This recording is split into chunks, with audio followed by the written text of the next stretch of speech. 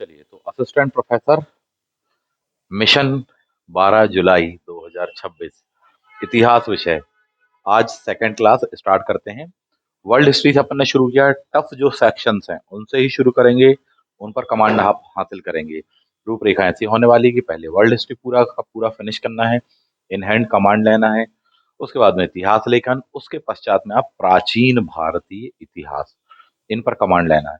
बहुत सारे टॉपिक्स नए पढ़ाने वाला हूँ, ऐसे जो कि सुने भी नहीं होंगे, वो पढ़ाने का मैंने सोचा है, क्योंकि मुझे लगता है कि वहाँ वाले सेक्शन से आपको इस बार भर भर के क्वेश्चंस आने वाले हैं। जो ट्रेडिशनल बुक्स हैं वो तो हैं ही, वो तो कोई बात ही नहीं है, उसके अलावा कुछ नया। तो पहले टफ सेक्शंस पर कमांड, उसके साथ साथ अपन ईजी की ओर चलते चले जाएंगे। तो इस सीरीज में पिछली क्लास अपन ने पढ़ी थी पुनर्जागरण, ठीक है, रेनेसा। आज अपन पढ़ने वाले हैं ग्लोरियस रिवॉल्यूशन ऑफ इंग्लैंड या ब्रिटेन, जिसको अपन बोलते हैं। इस विषय वस्तु को कई नाम से जाना जाता है। इस टॉपिक को, फैक्ट्स को दिमाग में चढ़ाते चलें, कॉन्सेप्ट्स को दिमाग में चढ़ाते चलें। टेक्निक पहले ही बता चुका हूँ, बिल्कुल सिंपल है। पहले पूरा का पूरा टॉपिक को समझेंगे, पढ़ेंगे, अध्ययन करेंगे, फिर रिवाइज करेंगे। उसके पश्चात में क्या लगाएंगे? क्वेश्चंस लगाएंगे। क्लियर बात है? क्वेश्चंस कहाँ मिलेंगे? आपको यहीं पर मिलेंगे। क्लास में पढ़ाने के पहले यह टॉपिक आपको ऑलरेडी, इसका पीडीएफ जो है क्लास के ग्रुप में भेज दिया गया है कि नहीं भेजा गया है? मिला कि नहीं मिला? बता दें जरा जल्दी से। आया है कि नहीं? आ गया है ना? चलिए, तो, तो आपके लिए काफी हेल्पफुल होने वाला है। अब देखो, एक चीज है उस चीज का अध्ययन करना, उस टॉपिक को, उसको जानना समझना, एक चीज ये होती है। दूसरी चीज ये होती है कि एग्जाम में क्या आना है, एग्जाम के पर्सपेक्टिव से हमें क्या क्या जानना समझना याद रखना जरूरी है। तो हम उसी अप्रोच पर वर्क करने वाले हैं। विशेषकर तथ्यों को लेकर के एमपीपीएससी बहुत अलर्ट रहता है, चाहे रिटर्न का एग्जाम हो चाहे आपका इंटरव्यू हो। तथ्यों को पकड़ करके चलना है, जिसको तथ्य याद है वही व्याख्या कर पाएगा सही तरीके से, उसमें भी कॉमन सेंस के साथ में। टॉपिक का नाम दिया आपको ग्लोरियस रिवॉल्यूशन। कई नामों से जाना जाता है, ग्लोरियस रिवॉल्यूशन भी कहा जाता है इसको, गौरवपूर्ण क्रांति भी कहा जाता है, हिंदी में रक्तहीन क्रांति भी कहा जाता है, क्योंकि एक बहुत बड़ा चेंज होता है, परंतु उसके बावजूद खून की एक बूंद नहीं बहने वाली। बहुत बड़ा चेंज क्या था? पहले राजतंत्र था इंग्लैंड में, राजा ही सर्व सर्वा था। उसके स्थान पर जनप्रतिनिधि यानी कि संसदीय व्यवस्था आई, और यह सुनिश्चित हुआ कि अब से देश के मामलों में संसद सर्वोच्च है। राजा जो भी निर्णय लेगा फाइनली संसद की अनुमति के बिना नहीं लेगा, संसद पास करेगी बहुमत से, तभी वह निर्णय ले सकते हो। चाहे युद्ध करना हो, चाहे कोई नया टैक्स लगाना, उसमें संशोधन करना, कोई नियम हो, कोई कानून हो, जिसको कहते हैं संसदीय व्यवस्था या संसदीय लोकतंत्र। राजतंत्र से सत्ता जनता के प्रतिनिधियों के हाथ में पहुंचना, यही इसका सबसे बड़ा इंपॉर्टेंस है। इसमें कोई खून खराबा नहीं हुआ, इसीलिए इसको रक्तहीन या श्वेत, व्हाइट कलर वाली रिवॉल्यूशन भी कहा जाता है। क्लियर है? तीन तीन चार चार नामों से आप इसको जानते हैं। कभी संसदीय लोकतंत्र नाम से देता है, कभी 1688 गौरवपूर्ण क्रांति के नाम से, ऐसे करके क्वेश्चन दिए जाते हैं। फटाफट पढ़ते हैं। ट्रिक का ही हमारा एक हिस्सा रहेगा फास्ट रीडिंग, फास्ट स्टडी करना। जल्दी जल्दी पढ़ो, फास्ट पढ़ो, तथ्यों को आत्मसात करते चलो। कुछ नया पॉइंट मिलता है तुरंत नोट डाउन करते चलेंगे, उसके बाद में सीधे क्वेश्चंस पर आ जाएंगे। क्लियर बात है? नेक्स्ट, ब्रिटिश संसदीय लोकतंत्र की उत्पत्ति कहां से मानी जाती है? 13th सेंचुरी, 1215 ईस्वी का मैग्ना कार्टा कहलाता है। 1215 ईस्वी का इंग्लैंड बहुत ही गरीब था, लोगों के पास में खाने के लिए पर्याप्त भोजन नहीं थे। अमीरों के पास में तो हमेशा रहता था, गरीबों के पास नहीं हुआ करता था। उसी जमाने में एक बंदा था, अमीरों को लूटता था, भोजन गरीबों को बांट देता था। इसलिए उसको अपन ने क्या कहा? Robin hood. कब की बात है? ये सेंचुरी है। कहाँ की बात है? इंग्लैंड, यहीं की बात है। किस आलम से वो चले और कहाँ की ओर पहुंचे, समझने वाली बात है। कौन लाया था मैग्ना कार्टा? उस बंदे का नाम दिया गया होगा आपको, जॉन। जॉन ने जान डाली आम जनता में। तो जनता में जान किसने डाली? जॉन ने। काय से डाली? मैग्ना कार्टा के माध्यम से। इसमें क्या था? इसमें मामला ये था कि राजा अपने सामंत यानी प्रमुख जो मंत्री हैं उनकी सलाह पर काम करेगा। इस बात को राजा ने स्वीकार लिया। हालांकि उसके पास में इसको स्वीकारने का कोई बहुत भारी भरकम दबाव नहीं था, वो चाहता तो उसको डिनाई कर सकता था, सबको दबा सकता था, परंतु फिर भी जनता ने कहीं न कहीं इस माँग को मजबूती के साथ रखा और उसको मानना पड़ा। किसने माना? जॉन। किसको अधिकार? सामंतों को। सामंत यानी कि जनता के प्रतिनिधि। अभी इनसे ही संसदीय व्यवस्था बनने वाली है। किसने साइन करके दिए? इंग्लैंड के राजा ने। अब इस बात से आप पलट नहीं सकते, मुकर नहीं सकते। सामंतों से आप सलाह करोगे। सामंत कौन-कौन, कहाँ-कहाँ से आएँगे? इसे ही कहा जाता है संसदीय क्षेत्र। उन क्षेत्रों से इतनी-इतनी आबादी पर चुन करके आने वाले हैं। सीधी बात ये है, उन चीज़ों पर साइन हुए, राजा ने सहमति व्यक्त करी कि इनकी अनुमति, सहमति से ही मैं काम करूँगा। अपने मन माफ़िक शासन नहीं करूँगा। ये बात कही गई सादी। साइन की उसने। अब आप पलट नहीं सकते हैं। पक्के कानून इसको ही कहा जाता है कि जो भी चीज़ है कही गई कानून में, मुँह ज़ुबानी नहीं है। इंग्लैंड हो चाहे जस्ट वहीं बगल में फ्रांस हो, मैक्सिमम जगह मामला चलेगा मेरे शब्द ही कानून है। राजा रानी ने जो कह दिया बोले साहब मेरे ही शब्द कानून है। ये बहुत बुरी बात थी। उसके स्थान पर सही बात ये थी, अच्छी बात ये थी, अब ये जो लिखित तौर पर होगा वही कानून है और सबके लिए समान होगा। ये व्यवस्था की शुरुआत कब से? 1215 मैग्ना कार्टा। मैग्ना कार्टा क्या था? अपने आप में एक मौलिक अधिकार था कि हर जनता के, नागरिक के मौलिक अधिकार हैं। मौलिक अधिकार आज भी आपके देश के संविधान में है। उनकी प्रकृति क्या होती है? नेगेटिव होती है, पॉजिटिव नहीं होती। क्या होती है? नकारात्मक प्रकृति उसकी होती है। उसका मतलब यह होता है कि वह शासन के खिलाफ, के विरुद्ध आपको प्रदान किए गए कुछ मूलभूत अधिकार हैं। शासन यानी सत्ता यानी कि राजतंत्र के विरुद्ध किसको प्रदान? जनता को प्रदान किए गए। क्या है? मूलभूत अधिकार है। ये वो चीज थी। इसलिए महत्व है किसका? मैग्ना कार्टा का। आगे बढ़ जाते हैं। जैसे आपके यहाँ पर तहसील होती है, ग्राम होते हैं, जिले होते हैं, ऐसे ही उस जमाने में वहां पर भी छोटे छोटे क्षेत्र होते थे जहां से वो जनता के वो प्रतिनिधि आ रहे थे। किसी को लॉर्ड कहा गया, किसी को बिशप कहा गया, किसी को एबॉट कहा गया। इनसे मिलकर ही क्या बन रही थी? Royal council. अभी आने वाले टाइम पर यही बनने वाली है हाउस ऑफ लॉर्ड्स, यानी रिच लोग, संपन्न लोग। क्या? रॉयल काउंसिल से ही बनने वाली क्या है? रॉयल काउंसिल ही हाउस ऑफ लॉर्ड्स, यानी जो रिच संपन्न लोग थे वो उस हाउस के मेंबर्स कहलाते थे। शुरुआत इसकी हो चुकी है। एडवर्ड प्रथम 1272 एडी से लेके 1307। ब्रिटिश पार्लियामेंट के बारे में है, वहां के नाम है, अंग्रेजी में नाम है। हिंदी मीडियम वाले जरा गौर से सुनना, अच्छे से लिख लेना, लिख लिख के याद करना, नाम बार बार भूलोगे। कौन चार्ल्स था, कौन जॉन था, कौन जेम्स था, कौन जेम्स प्रथम था, कौन एडवर्ड था, ऐसी समस्याएं होती हैं। इस पर क्वेश्चन पूछा जाएगा आपसे। सीधा सीधा था कि बोले साहब जी शॉर्ट पार्लियामेंट किस राजा ने बुलाई थी? फंस गए साहब जी। चारों ऑप्शन एक से नजर आएंगे। गोल टमाटर। समझ में आ रही बात? इसलिए वर्ड्स रट रट के याद करना। एडवर्ड फर्स्ट ने इस बात को स्वीकार लिया कि अर्जियां दायर कर, संसद को एप्लीकेशन लिख करके आप न्याय मांग सकते हैं। यदि आपके साथ कोई अवहेलना हुई है, कुछ गलत हुआ है, तो उसका पुनरावलोकन की मांग आप ये कर सकते हैं। इस प्रकार से संसद के पास एक नई शक्ति आई कि न्यायपालिका ने जो निर्णय दिया उस निर्णय को वो रिव्यू कर सकती है। ये शक्ति थी।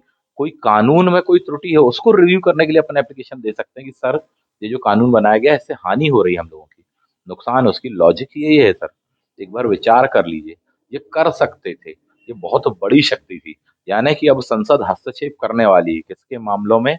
जो कार्यपालिका वो तो प्लस न्यायपालिका के मामले। संसद को न्याय की शक्ति भी प्राप्त होगी। आपके देश का संविधान जब आप पढ़ते हैं, आपकी संसद को ऐसी शक्तियां प्राप्त हैं आज भी। यदि कोई व्यक्ति देश की संसद या उसके जनप्रतिनिधियों का अवहेलना करता है, अपमान करता है, दंड संबंधी प्रावधान किए जा सकते हैं। उसको कारावास की सजा दी जा सकती है, दी गई है किसी भी पद पर क्यों ना हो। इंदिरा जी को संसद ने सजा दी थी। ये इतिहास का तथ्य है। 7 डेज। क्लियर बात है? दी जा सकती है। आगे बढ़ते हैं। इस चीज की शुरुआत अर्जी दायर करके अपनी मांग को रखना संसद के समक्ष दर्शाता है कि संसद दिन प्रतिदिन पावरफुल हो रही है। यही ये जो चीज है कि संसद को पहले ये वाला अधिकार मिला, फिर ये अधिकार मिला, फिर ये अधिकार मिला, ऐसे पावरफुल हुई। इसे ही कहते हैं संसदीय क्रांति। यही है गौरवमयी क्रांति। कोई एक दिन की घटना नहीं है, सैकड़ों साल की घटना है ये सब। समझिए इस बात को। आगे बढ़ जाते हैं। इस प्रकार से संसद अब न्यायिक मामलों में भी हस्तक्षेप कर रही है, न्याय भी दे सकती है, यानी न्यायपालिका का उसको दर्जा भी प्राप्त हो गया। जब न्याय करेगी उसके मेंबर कुछ खास लोग रहने वाले हैं, कुछ खास को शामिल ही किया जाएगा। ऐसा ऐसा मामला था जी। आगे बढ़ जाते हैं। पुनः वहां पर जनता मांग कर रही है कि समाज और न्यायिक जो ढांचा है उसमें कुछ चेंज किए जाए, नियम कानून अधिनियम लिखित रूप में हो, उसको पास किया जाए, उसको सब पर समान रूप से लागू किया जाए, ये चीज आती है। इनमें एक सबसे खास चीज थी नया टैक्स लगाना। राजा मनमाफिक लगा देता था। अब यहाँ से ये व्यवस्था शुरू होने वाली कि नहीं साहब जी, नया टैक्स कोई लगाना है तो पहले किससे अनुमति लेनी पड़ेगी? राजा को, संसद से साहब जी। ये बहुत ही खास लाइन थी कि संसद की रजामंदी के साथ ही राजा द्वारा नया टैक्स लगाया जा सकता था, अन्यथा नहीं। इतनी ही लाइन फ्रेंच रिवॉल्यूशन में भी ऐड थी, इस बात को समझिए। पार्लेमा की अनुमति से ही वहां हो सकता था। आप पढ़ेंगे फ्रेंच रिवॉल्यूशन में, बिना उसके नहीं लगा सकते थे। यही वजह है कि अधिवेशन अभी बुलाओगे, बुलाओगे तो साहब जी बैठने की जगह नहीं मिलेगी। फ्रेंच रिवॉल्यूशन याद आया कुछ? फिर कोई टेनिस कोर्ट में बैठ जाएगा, कोई वहीं शपथ ले लेगा और फिर मच जाएगा अभी पूरा का पूरा आंदोलन। यही है फ्रेंच रिवॉल्यूशन। ये यूरोप की परंपराएं रही हैं, उन देशों की परंपराएं रही, वही तो आप यहाँ पढ़ रहे हो। ये जो चीज लेकर के आए कि संसद की अनुमति से ही, ये लाइन आज भी आपके देश में है। कोई भी नया टैक्स लगाना है आपको तो किसकी अनुमति से लगाते हैं? संसद। बजट विनियोग आपको कुछ करना है तो अंततः उसको पास कराना पड़ता है। किससे? संसद से।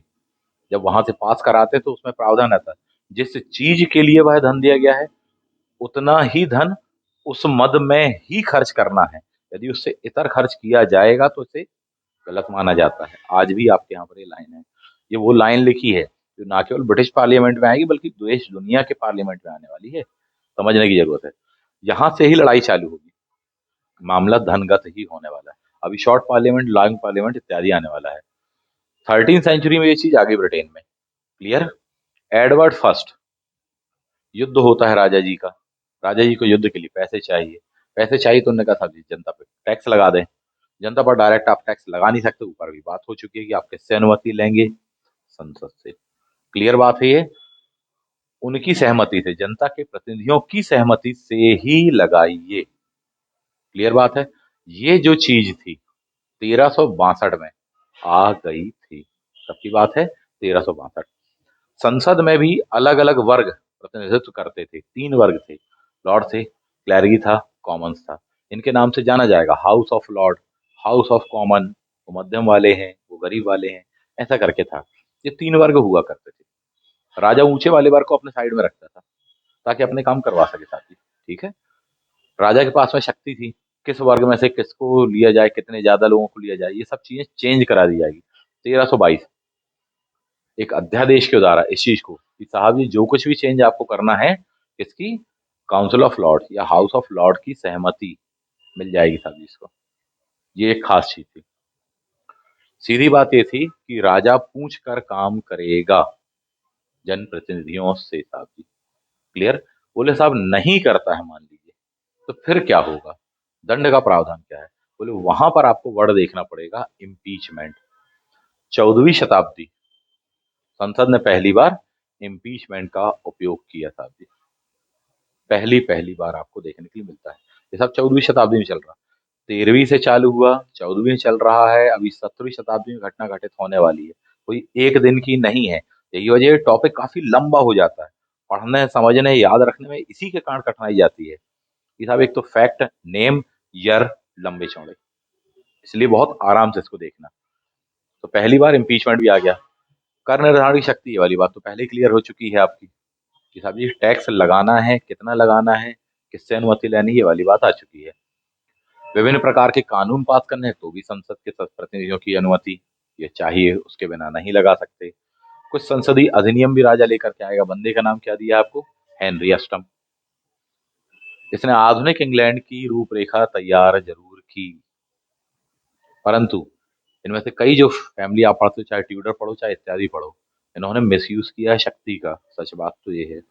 ताकि अपनी व्यक्तिगत सत्ता को ये कायम रख सकें साहब जी। ठीक है, आगे बढ़ जाते हैं। यहां से घटना शुरू होने वाली है, बहुत ही खास एक नया ड्रामेटिक चेंज। 1536 कई विरोध होने वाले हैं। एक विरोध का नाम दिया है, विद्रोह का नाम दिया है पिलग्रिमेज ऑफ ग्रेस करके दिया हुआ। 1536 से 36 का आंकड़ा चालू हो जाएगा, 43 तक चलने वाला था। ठीक, बगल में वेल्स पड़ता, उसको शामिल कर लिया जाता है इंग्लैंड में। कई लोग विरोध भी करने वाले, ये सब देखेंगे। कौन सा काल? ट्यूडर काल। इसमें फैमिली का नाम ध्यान रखना, वंश का नाम ध्यान रखना, ये ट्यूडर है। ठीक है, कभी पूछा जाएगा कि जब फ्रेंच रिवॉल्यूशन हुई उस समय राजा किस वंश का था। कभी पूछा जाएगा रशिया में जब रिवॉल्यूशन हुई तब वो राजा किस वंश का था, ऐसा करके पूछा जाता है। या राजा का नाम पूछा जाता है, शासक का नाम। ट्यूडर कार बोल रहे हैं यहाँ पर, वहां बूर्बो वंश आएगा। याद करो आप फ्रेंच रिवॉल्यूशन। ठीक, नेपोलियन को हटा के अंततः सत्ता किसको दे दी जाएगी, सिंपल सी चीज है। ठीक है, यही वर्ड आप पढ़ते हो, तो वर्ड थोड़ी से ऑड है, दिमाग में रखने का प्रयास करिए। आगे बढ़ते हैं। ये घटना बहुत महत्वपूर्ण है। शॉर्ट पार्लियामेंट और लॉन्ग पार्लियामेंट। शॉर्ट पार्लियामेंट यानी कम टाइम के लिए बुलाई गई, बुलाई किसने? राजा ही ने। लॉन्ग पार्लियामेंट यानी लॉन्ग टाइम तक काम करती रही है। इस बात को समझिए, बहुत महत्व है इस घटना का।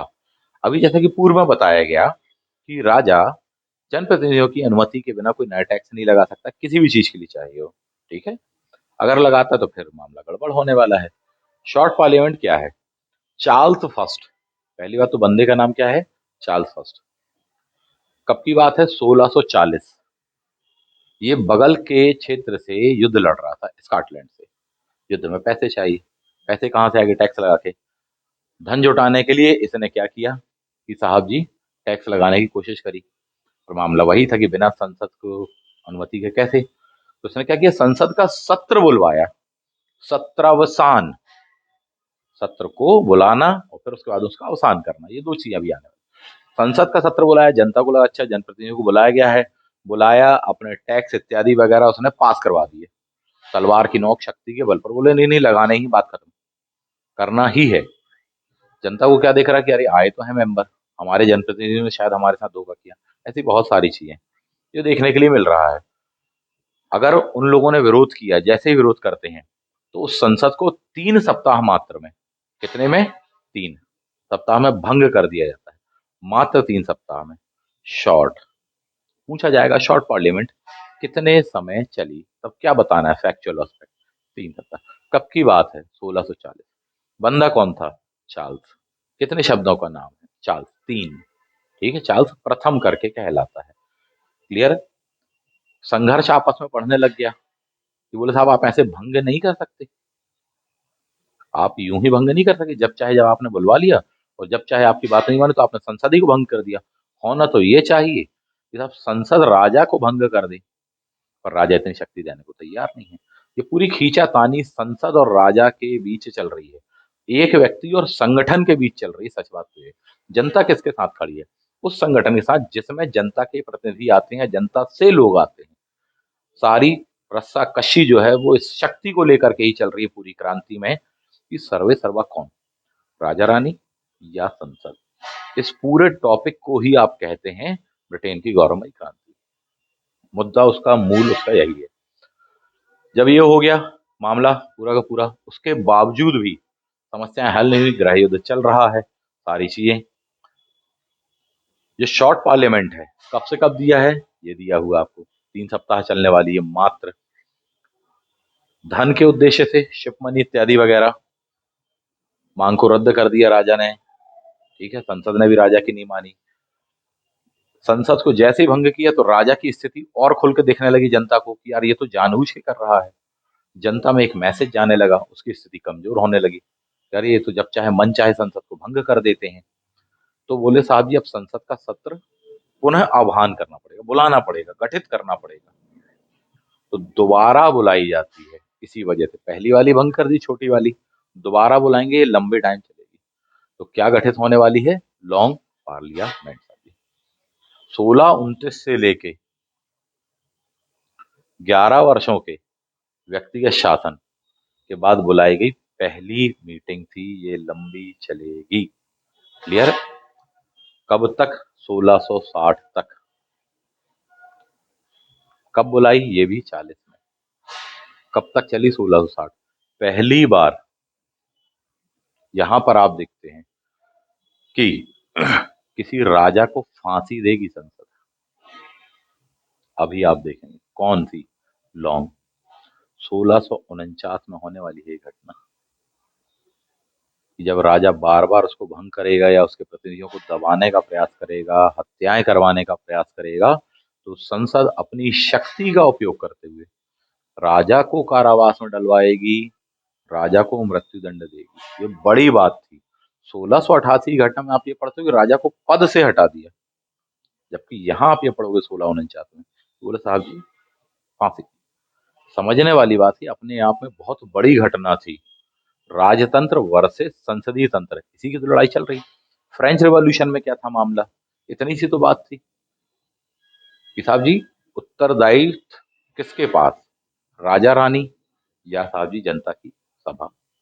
राजा रानी मानेंगे नहीं साहब। बात क्लियर होगी। ले देखे गुलोटेन आप पढ़ते हैं, आतंक का राज पढ़ते हैं।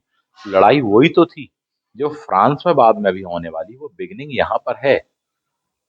आप जितने भी प्रबोधनकालीन विद्वान पढ़ते हैं, चाहे रूसो पढ़ो, चाहे वॉल्टेयर पढ़ो, चाहे मॉन्टेस्क्यू पढ़ो, मॉन्टेस्क्यू सीधा सीधा क्या बोलेगा? शक्ति किसी एक व्यक्ति में नहीं होनी चाहिए, सेपरेशन, यही चीज है। न्यायपालिका, कार्यपालिका, विधायिका इत्यादि वगैरह अलग अलग होना चाहिए। बिल्कुल यही बात वो कह रहा। आप जब वॉल्टेयर को पढ़ते हैं या रूसो को पढ़ते हैं, जैसे कि किसी ने कहा यदि रूसो ना होता तो फ्रांस में क्रांति नहीं होती। किसका कथन है? नेपो। क्लियर बात है। पर क्या ये वाकई सही है? हाँ जी सही है। क्यों सही है? ऐसा क्या कर दिया रूसो ने? ऐसा क्या किया रूसो ने? फिर वॉल्टेयर ने क्यों नहीं किया? ऐसा क्यों नहीं कहा जाता वॉल्टेयर ना होता तो नहीं होती, मॉन्टेस्क्यू ना होता तो नहीं होती, जॉन लॉक ना होता तो नहीं होती? तो सब प्रबोधन काल के हैं। रूसो के लिए ही क्यों कहा जाता? क्योंकि रूसो ने लिखा था सोशल कॉन्ट्रैक्ट। क्या लिखा था? Social contract. ठीक। उसमें कहा गया कि जनता और राजा के बीच में एक सामाजिक संविदा हुई थी कि तुम हम लोग का ध्यान रखोगे भैया, हम लोग तुम्हें राजा बना रहे हैं दादा, कोई अत्याचार नहीं करना, ठीक है, ध्यान रखना जनता का, हमारी रक्षा के लिए तुमने उस शक्ति को हड़प लिया, यानी तुमने उस सामाजिक संविदा का उल्लंघन किया है, उस कॉन्ट्रैक्ट का। रूसो ने एक नई लाइन जोड़ दी यहां से, जो किसी ने नहीं जोड़ी। रूसो ने एक नई लाइन जोड़ी। क्या? कि यदि कोई ऐसा दुष्ट अत्याचारी राजा होता है तो जनता के पास में नैतिक अधिकार है कि वह उसे पद से उखाड़ फेंके। आज भी कोटेशन आप पढ़ते हो सर। वॉल्टेयर ने चर्च के खिलाफ ज्यादा बोला है, रूसो ने शासन व्यवस्था के खिलाफ बोला, और खुलकर बोला है कि जनता के पास यह अधिकार है कि जिस प्रकार उसे गद्दी पर बैठाया उस प्रकार उसे हटा दे। ये जो लाइन थी, ये अभी परिणित होने वाली वास्तविकता में जनता पकड़ के हटाएगी। Point one. Point number two, यहां पर भी बिल्कुल वही चीज होने वाली है। हालांकि रूसो अभी बाद में आएगा, यहाँ अभी आया नहीं है रूसो, रूसो आएगा। यहां घटना यह होने वाली कि राजा को हटाया जाएगा। पहली बार राजा को फांसी दी जाएगी, ब्रिटेन में फांसी दी जाएगी। आप ये पढ़ते हैं, मामला वही गृह युद्ध इत्यादि वगैरह का था। कौन सी पार्लियामेंट? लॉन्ग। उसके पहले कौन सी वाली? शॉर्ट। शॉर्ट कितने समय चली? 3 सप्ताह मात्र। कितने दिन चली? कितने दिन चली? 3 सप्ताह में कितने दिन होते? 500? 300? सिंपल सी बात है। वो बताना है आपको, 4 ऑप्शन में दिएगा, लगाना पड़ेगा, घुमा के देता है ऑप्शन आजकल। चलिए आगे बढ़ जाते हैं। तो ये घटना होती है, कई सदस्यों को हटाया जाता है, ठीक है, उनकी भूमिका कमजोर की जाती है। रंप पार्लियामेंट भी इसलिए कहा जाएगा क्योंकि जब कई मेंबर्स को निकाल दिया गया, प्रभावशालियों को, उसकी भूमिका नगण्य मात्रा रह गई, इसलिए उसको रंप करके कहा गया। क्लियर? कुछ फैक्ट ध्यान रखना। राजा चार्ल्स प्रथम की जो नीतियां थी उसके कारण ही बुलाना पड़ा। गृह युद्ध कब चालू हुआ है? 1642 में। कब शुरू हुआ गृह युद्ध? ये दिया है। किस राजा को फांसी देंगे? अभी ये पूछता है आपसे, किस राजा को फांसी? नाम सामने दिख रहा है आपको, पहचान नहीं पा रहे हैं, थोड़ा सा अध्ययन कर लीजिएगा। क्लियर है? अचीवमेंट क्या है?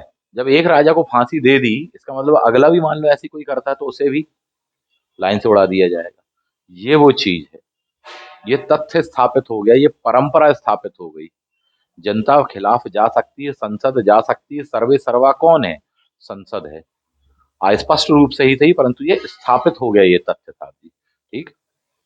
1648 सेना ने संसद से कई सदस्यों को निकाल दिया। छोटा ग्रुप रह गया रंप। बोले साहब ऐसे ही निकाल सकते क्या? कोई विशेषाधिकार नहीं है क्या? इस बात का विरोध होने वाला सर। क्लियर है? और अभी फिर इसी सब अपराधों में फांसी भी होने वाली है। ओलिवर क्रॉमवेल, ये बंदा भंग करता है, लेकिन बाद में इसको पुनः गठित करना पड़ेगा। मजबूरी क्या है भंग करने की? क्योंकि अपने मन माफिक काम नहीं करवा पा रहे। पुनर्गठित करने की मजबूरी क्या है? क्योंकि जनता दबाव बना रही, संसद दबाव बना रही। ये चल रहा था दबाव का और इन सब चीजों का खेल।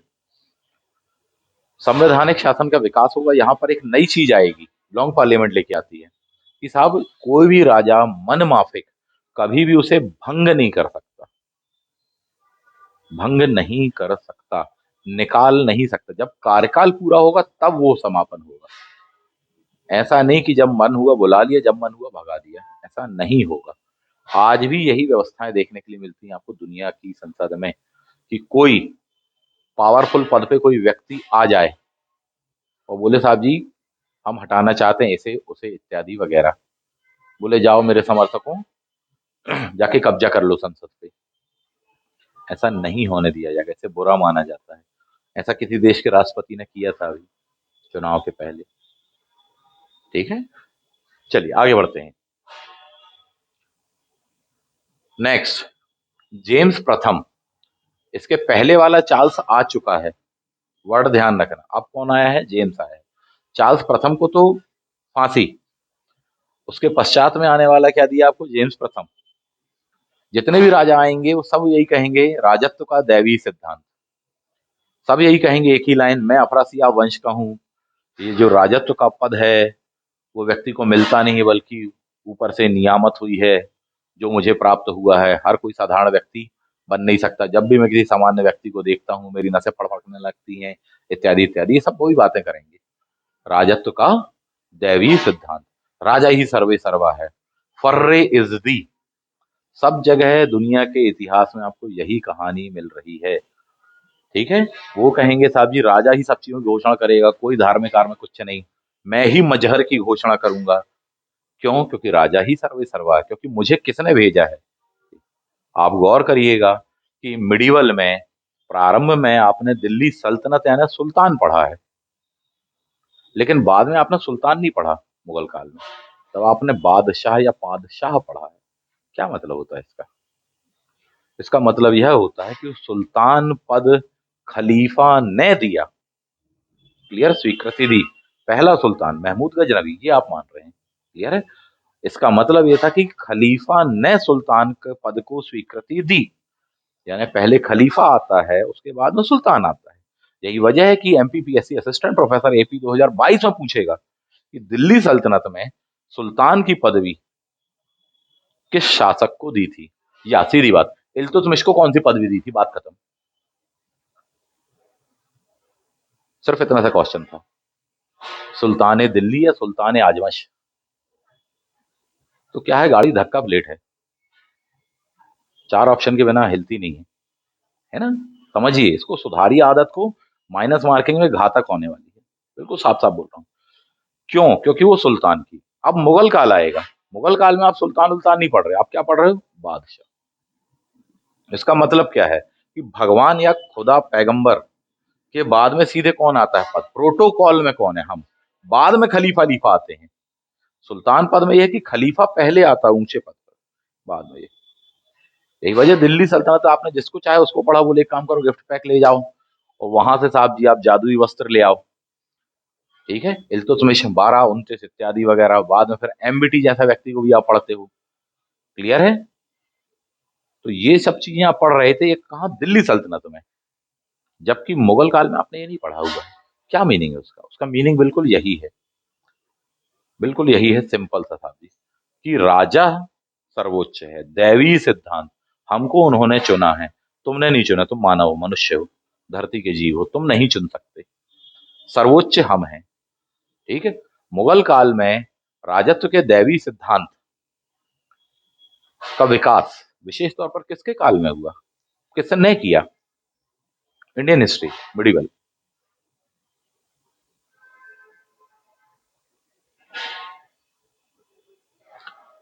क्वेश्चन दोबारा बताना पड़ेगा। राजत्व के दैवी सिद्धांत का विकास किसने किया? बलबन ने, मुगल काल में। बलबन ने मुगल काल में किया। गजब हिस्ट्री चल रही है वैसे। याददाश्त की दवाइयां लेनी पड़ेंगी। बलबन ने मुगल काल में किया, मतलब वाह। मुगल काल में आप अकबर को पढ़ते हैं और अकबर के ग्रुप को पढ़ते हैं। बाकी लोग माइक ऑफ कर लीजिए। फिर से बता देता हूं। फर्रेजदी, याद करिए। अचूक घोषणा पत्र, याद करिए। मजहर की घोषणा, याद करिए। 1579, याद करिए। दीन इलाही, जरा याद करिए। आप इंडियन हिस्ट्री समझ लो अच्छे से। क्या था ये था अकबर का ग्रुप। कोई बात हम अकेले कहें, जनता इतनी आसानी से नहीं मानेगी। 4 सपोर्टर कहेंगे, यस। समझ में आई बात? शेख मुबारक किसने तैयार किया था? शेख मुबारक। 2 सुपुत्र अपने प्यारे प्यारे से। याद आया? बड़े वाले का नाम, छोटे वाले का नाम, याद आया? ऐसा था वो मामला। ठीक। अचूक घोषणा पत्र करके कहा गया। क्यों कहा? क्यों कहा गया उस चीज को? किसने कहा है वैसे? अचूक घोषणा पत्र। नहीं पढ़ा? इंडियन हिस्ट्री नहीं पढ़ी? मुगल काल नहीं पढ़ा कभी? क्यों कहा उसको? अपनी लाइब्रेरी सांस में लेके बैठा करो, काम आएगा। क्योंकि यहाँ तो एक साथ कई धाराएं बह रही हैं और इतना मेंटेन करना पड़ेगा आपको हिस्ट्री में। क्लियर बात है? ऐसा पूछता है आपसे एग्जामिनर। काफी आलोचना भी करता हुआ अकबर की। मुद्दा उसमें ले दे के ये था कि उन्होंने इस बात को ही सिद्ध किया कि यह जो पद है किसी सामान्य व्यक्ति को प्राप्त नहीं होता है। किसके द्वारा प्रदत्त? ऊपर से प्रदत्त है। तो बाकी जितने लोग नीचे हैं वो सब हमारे अंडर में आएंगे। क्लियर? मजहर की घोषणा, खुतबे में नाम आएगा। अब सबसे पहले किसका? प्रोटोकॉल के अनुसार। ऊपर कौन आ रहा? राजा, बादशाह। हर बादशाह यही कर रहा पूरे विश्व के इतिहास में। बाकी सब मेरे अंडर में ही आएंगे। इस बात को समझिए। ब्रिटेन की हिस्ट्री पढ़ रहे हो, वहां भी कहानी यही है। सत्ता किसके हाथ में? हमारे हाथ में। जो हमने कहा वही। मेरे शब्द ही कानून है, वचन ही शासन है। याद करिए। फ्रेंच, लुई 14वां, 15वां, 16वां। याद करिए जरा।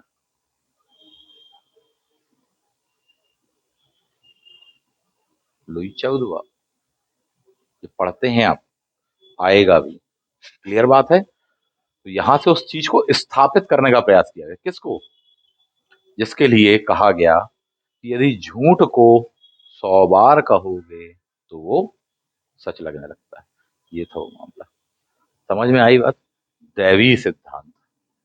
तो बोले साहब हर किसी के बस की बात नहीं है, ऊपर वाले की रहमत से ही प्राप्त होता है। यहाँ पार्लियामेंट कह रही भैया कोई रहमत अहमत नहीं, तुम्हें हम लोगों ने दिया है। और रूसो आ जाएगा भी और वो तो कहेगा कि साहब जी जनता ही ने दिया है, एक सोशल कॉन्ट्रैक्ट हुआ था। कहाँ की बात कर रहे हो? ऊपर वाले को बीच में मत लाओ, ऊपर ही रहने दो। सोशल कॉन्ट्रैक्ट, ये था वो मामला। प्राकृतिक दशाओं में लौटो। याद करिए साहब जी, जब प्राकृतिक दशाओं में, चाहे भारत की प्राकृतिक दशाएं हुए, तो उस जमाने में काबीले हुआ करते थे, जन हुआ करते थे, जनपद हुआ करते थे। वो जो काबिली समाज था उसका सरदार कौन चुन रहा था? जनता ही चुन रही थी। सभा समिति विदत, आप याद करिए। कौन पार्टिसिपेट करता था? सब पार्टिसिपेट कर रहे थे। सब अपने राजा को, हेड को, सरदार को चुन रहे थे। यह एक सोशल कॉन्ट्रैक्ट था। इस कॉन्ट्रैक्ट को भंग करने की ये आप में शक्ति नहीं है, और यदि आप भंग करते हैं तो जनता के पास यह राइट है कि ऐसी सत्ता को उखाड़ फेंके। ये लाइन किसने ऐड करी? ये था रूसो। ये ना होता इतना जहर उगलने वाला तो बच जाते कई। यदि फ्रांस के राजाओं ने लेखनी पर नियंत्रण किया होता तो फ्रांस में क्रांति नहीं होती। यही तो लाइन पढ़ी है आपने कोटेशन वाइज। ऐसा कह रहा कौन बंदा जिसने सब अपनी आंखों से देखा है और उसी क्रांति से पैदा होने वाला है वो, और आने वाले टाइम पर उन्हीं को दबा देगा। ये आपने पढ़ा है। क्लियर बात। चलो आगे बढ़ते हैं। संसद से टकराव अब फिर किसका होने वाला अगला? चार्ल्स। चार्ल्स के बाद में उनका बेटा जेम्स फर्स्ट। पहले ही देख चुका है ट्रेलर वो कि ये घटना हो चुकी है साहब जी। टकराव होने लगा, तनातनी गर्माहट गहमा गहमी होने लग गई है, संसद भी देख रही है। दोनों बचना चाहते हैं। इस टकराव के कारण क्या हुआ था, गृह युद्ध जैसी स्थिति और भयानक बनी थी। देश टूटने के कगार पर था। यही वजह है कि इस लड़ाई से दोनों बचना चाहते थे। दोनों यानी संसद भी बचना चाहती थी और राजा भी बचना चाहता था, क्योंकि रिस्क था। रिस्क तो है। यही वजह, दोनों बचना चाह रहे थे। क्लियर। राजा हस्तक्षेप कर रहा था बार बार। वो बार बार ये बात कहे नहीं, दैवी सिद्धांत फला फला फला, संसद बचेगी इस चीज से। बोले नहीं सर ऐसा नहीं है, नहीं सर ऐसा नहीं है, नहीं सर ऐसा नहीं है। फाइनली में जेम्स सेकंड ने फिर से दिव्य अधिकार अर्थात राजत्व का दैवी सिद्धांत, मुझे जो शक्ति प्राप्त है किसी व्यक्तियों से नहीं है बल्कि ऊपर आसमान से डायरेक्टली उल्का पिंड के साथ में वो गिफ्ट पैक आया है, इस बात का विरोध किया जाएगा। यानी कि जन्मना प्राप्त है। और दुनिया के बौद्धिक वर्ग विरोध करेंगे कि साहब जी जन्मना अनमना कुछ नहीं है, अर्जित करना पड़ता है, कर्मणा होना चाहिए। क्लियर। इसने लागू करने का प्रयास किया और गहमा गहमे 1687 डिक्लेरेशन ऑफ इंडलजेंस। क्या था ये इंडलजेंस? क्षमा, पत्र वाला क्षमा। इंडलजेंस याद करिए आप, क्षमा याचना पत्र इत्यादि वगैरह। मैं माफ कर सकता हूँ, किसी ने कोई सा भी क्राइम किया हो मैंने माफ कर दिया, बात खत्म। बोले नहीं सर ये नहीं होना चाहिए, किसी ने क्राइम किया है उसको आप दंडित ही करेंगे, नियम कानून यही बोलता, कानून हम लोगों ने बनाए हैं, आप कैसे क्षमा? बोले नहीं नहीं मुझे प्राप्त है क्योंकि मैं। क्लियर है। क्योंकि राजा की खुद की सबसे बड़ी सभा होती थी, वह सबसे बड़ा न्यायिक अधिकारी भी हुआ करता था। दिव्य अधिकारों वाली बात करती, यही वजह है आपसे पूछा जाता है विभिन्न क्षेत्रों के इतिहास में, आपने यही पढ़ा है और यही पूछा जाता है आपसे। चोल काल में राजा की सर्वोच्च सभा को क्या कहते थे? रट्टा मार के आए मनरम अपन, जरा याद करिए। यही तो लिखा हुआ है वहां पर भी, वर्ल्ड हिस्ट्री में भी। इतिहास अतीत और वर्तमान के बीच अनवरत अनवरत संवाद है, चल रहा कि नहीं? World history to Indian history to world history, चीजें कॉन्सेप्ट क्लियर होंगी। कुछ इस प्रकार से पढ़ो, सारी चीजों पे कमांड रहेंगी। अगला क्वेश्चन प्राचीन का हो चाहे मध्यकाल का हो चाहे कहीं का हो, आपसे बनेगा। इसको हैंडल करना जिसको आता है वो चैंपियन है हिस्ट्री में। बाकी तो नहीं तो सभी पढ़ रहे हैं, फॉर्म भर रहे हैं और पेपर दे के फेल हो रहे हैं। आप देख लो आपको क्या होना है। डिक्लेरेशन ऑफ, जिसने ये पास किया, टकराव और बढ़ेगा गहमा गहमी, जबकि ये इस बात को जानता है कि इसके पहले वाले को फांसी हुई है अभी, पर अभी भी उसी गति में। अभी इसका और एक नया रूप देखने के लिए मिलेगा, हैबियस कार्पस। राजा किसी को भी कैसे दंडित करता था, प्रताड़ित करता था? बोले सिंपल सी बात है, राजा अपनी सीबीआई भेज देगा, बात खत्म, पकड़ लाओ, अरेस्ट। बोले साहब जी नहीं, ऐसे किसी को भी अरेस्ट नहीं कर सकते। क्या आने वाली है 1679 में? Habeas corpus. ये है वो वर्ड, जानते तो होंगे ही habeas corpus. Article 32 of constitution of India, याद आया? हैबियस कार्पस, 24 घंटे अरेस्ट करके नहीं रख सकते, लाने ले जाने का समय उसमें इंक्लूड नहीं है, परंतु उसको अंततः आपको न्यायपालिका के समक्ष प्रस्तुत करना ही पड़ेगा। मन माफिक आप उसको नजरबंद इत्यादि नहीं रख सकते। That is habeas corpus. Clear. ये लेकर क्या है सभी, किसी व्यक्ति को गिरफ्तार करना तो अरेस्ट वारंट कहाँ है यार? इस पिक्चर में तो देखा ही होगा, वर्तमान में भले ही नहीं मांगते अपन, नहीं तो पुलिस वालों से मांगो दो लफाड़े, पूरे दिखा रहे तुम्हारा अरेस्ट वारंट। पर ये गलत है, वो कमजोरों के साथ ही कर सकते हैं, जो इस मामले में सक्षम है उसके साथ नहीं कर सकते। सिंपल सी चीज है। बिना आरोप पत्र के गिरफ्तार नहीं कर सकते, अनलिमिटेड टाइम नहीं कर सकते। जितने भी ऐसे कानून हैं जो अनलिमिटेड टाइम व्यक्ति को गिरफ्तार रखते हैं, उनको लोकतंत्र के लिए खतरा कहा जाता है। कि बोले साहब जी एक काम करिए, इनके ऊपर फला फला एक्ट लगा दिया अपन ने, कानून लगा दिया, और ढिका ढिका समय के लिए इनको भेज दिया। बोले कब तक के लिए? बोले जब तक पुलिस की फाइलों में लिखा जा रहा हाँ ये व्यक्ति समाज के लिए खतरनाक है। न्यायपालिका बताएगी, आप नहीं बताएंगे। आपके देश में ही ऐसा कानून कहलाता है यूएपीए, याद करिए जरा।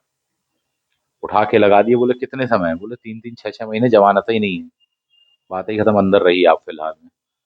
कोर्ट ने कितने बार रद्द किया है, सुप्रीम कोर्ट ने साहब जी। बोले साहब ये गलत गिरफ्तारियां हैं, अनिश्चित काल के लिए आप उसको अरेस्ट नहीं रख सकते, एविडेंस दीजिए। क्यों है ये व्यक्ति खतरनाक समाज के लिए, राष्ट्र के लिए, देश के लिए? एविडेंस दीजिए। और न्यायपालिका उस बात से सहमत हो। ये नहीं कि आपके लिए खतरा है तो आपने कहा देश के लिए खतरा है। और हमेशा से ये बहुत पुराना गेम है, कोई नया गेम नहीं है। जो व्यक्ति उस सत्तावान के लिए खतरा है वो कहेंगे नहीं ये तो देश के लिए खतरा है। और वो जो सत्तावान है वो कहेगा मैं ही देश हूं, मैं ही राज्य हूं, और मेरे शब्द ही कानून है। यही आपने फ्रेंच में पढ़ा है, पढ़ोगे। मैं ही राज्य हूं। याद आया? लुई छबुआ। क्लियर है? चलो, हैवियस कार्पस का आना बड़ी बात थी। अब आप ऐसे नहीं कर सकते, करोगे तो आपके ऊपर आरोप लगेंगे। और संसद अभी इस बात के लिए एग्री नहीं होने वाली है। पहली बात, आप बार बार भंग नहीं कर सकते, मनमाफिक अरेस्ट नहीं कर सकते। हैवियस कार्पस आ चुकी है, ये चीजें हैं, आप अवहेलना नहीं करेंगे। सारी की सारी खींचातानी केवल इस बात को लेकर के हो रही है, संसद की बात कही मानी जाएगी कि राजा जी की? ठीक है, राजा जी कह रहे हमारी, संसद कह रही नो। सारी रस्सा कशी इस बात को लेकर के चल रही है। क्लियर है? 1688 का दौर आते तो 85 में ये बंदा आ जाएगा। कौन? जेम्स वन का बेटा, नालायक बेटा जेम्स टू। ठीक, ये बंदा आएगा, ये भी वैसे ही शासन करेगा। बोले देखा है हमारे पिताजी, उनकी मूछें, उनका रौब, ये करेगा साहब जी। फाइनली अभी भी स्थिति वही है कि संसद लड़ना नहीं चाहती है, टकराव नहीं चाहती। राजा भी नहीं चाहता, क्योंकि पिछली बार बहुत गदर मचा था। 1640 से लेके 49 तक बहुत मचा था। दोनों नहीं चाहते, जनता भी नहीं चाहती। यही वजह कि संसद भी नहीं चाहती। लेकिन एक स्थिति बनेगी कि ये पुनः वही काम करेगा जो अब इसके पहले, कि दैवीय अधिकार मुझे प्राप्त हैं, जो अब इसके ठीक पहले वाले ने किया। इस बात को लेकर के विरोध होने वाला है कि अब आप निर्धारित नहीं करेंगे। ऐसे में उसकी तानाशाही, कई मामलों में उसने तानाशाही की थी, कई चीजों को चेंज किया था, कई नियमों को उसने चेंज किया। बोले मैं राजा हूं, मुझे शक्ति प्राप्त है। विरोध बढ़ता चला जाएगा। फाइनली ये होने वाला है कि गृह युद्ध की स्थिति पुनः मचने वाली है, पुनः युद्ध होने वाला है। संसद के समर्थक भी अपने हथियार लेके खड़े हैं, राजा की जो फौज है वो भी हथियार लेके खड़ी है। अंततः होने ही वाला है, लगभग लगभग सिचुएशन बन चुकी है। ऐसे में संसद एक निर्णय लेती है साहब जी, कि राजा को भागने का मौका देती है, कि शायद ये डर जाए, शायद ये डर जाए, दोनों एक दूसरे को देख रहे हैं। ऐसी स्थिति में इसको भागने का अवसर दिया जाता है, और ये भागता है, जाएगा भी यहाँ से। और जैसे ही ये जाएगा तो फिर सत्ता में कौन बैठेगा? ऐसे में संसद आमंत्रित करती है किसको? इनकी पुत्री तथा इनके दामाद को। पुत्री का नाम था मैरी, दामाद का नाम था विलियम ओरेंज। क्लियर? उन्हें आमंत्रित करती है, उनके सामने शर्त रखी जाती है, टर्म्स कंडीशन रखी जाती है कि आप बिल ऑफ राइट को पास करेंगे, संसद की अनुमति से शासन करेंगे, सत्ता संसद के पास है सर्वोच्च, संसदीय लोकतंत्र रहेगा इस देश में, या संवैधानिक राजतंत्र रहेगा इस देश में। आप क्या एग्री हैं? यदि हैं तो आप बन जाइए, आइए, यू आर वेलकम। ऐसा होता है। क्या वर्ड यूज किया जाएगा? संसदीय राजतंत्र, संवैधानिक राजतंत्र। क्लियर है? ये वो परंपरा, अगर इसको अच्छे समझ गए तो पॉलिटी भी समझ में आएगी आपको। बता रहा हूं दोबारा। फाइनली इनको बुलाया जाता है, ये आते हैं साहब जी, और 1689 में बिल ऑफ राइट, यानी मौलिक अधिकार किसके? जनता के। जनता में पार्लियामेंट के मेंबर भी आ गए। आप किसी को भी यूं ही अरेस्ट नहीं कर सकते, मृत्युदंड नहीं दे सकते, निकाल नहीं सकते, कानून का शासन रहेगा। इन चीजों को ही आप कैरी फॉरवर्ड करेंगे, और भविष्य में कभी भी शक्ति या सत्ता अपने हाथ में केंद्रित करने का प्रयास आप नहीं करेंगे। मैरी, विलियम एंड आपकी आने वाली संतानें। क्या आप एग्री हैं? इस घटना में खून नहीं बहा, लड़ाई झगड़ा नहीं हुआ, जेम्स भाग गया, उसको भागने दिया गया, नए को बुला लिया गया, उसको विधिवत राजा बनाया गया, ताजपोशी की गई, खून खराबा नहीं हुआ, इतनी बड़ी घटना हो गई, इतना बड़ा डिसीजन हो गया, खून नहीं बहा, यही वजह है कि रक्तहीन क्रांति कहा गया। बड़ी घटना इसलिए गौरवपूर्ण घटना है। ये जो घटना यहां हुई ब्रिटेन में, आने वाले टाइम पर दुनिया भर के देशों में होगी, कि राजा तो है सर्वोच्च माना, लेकिन राजा किसकी अनुमति से काम करेगा? संसद की।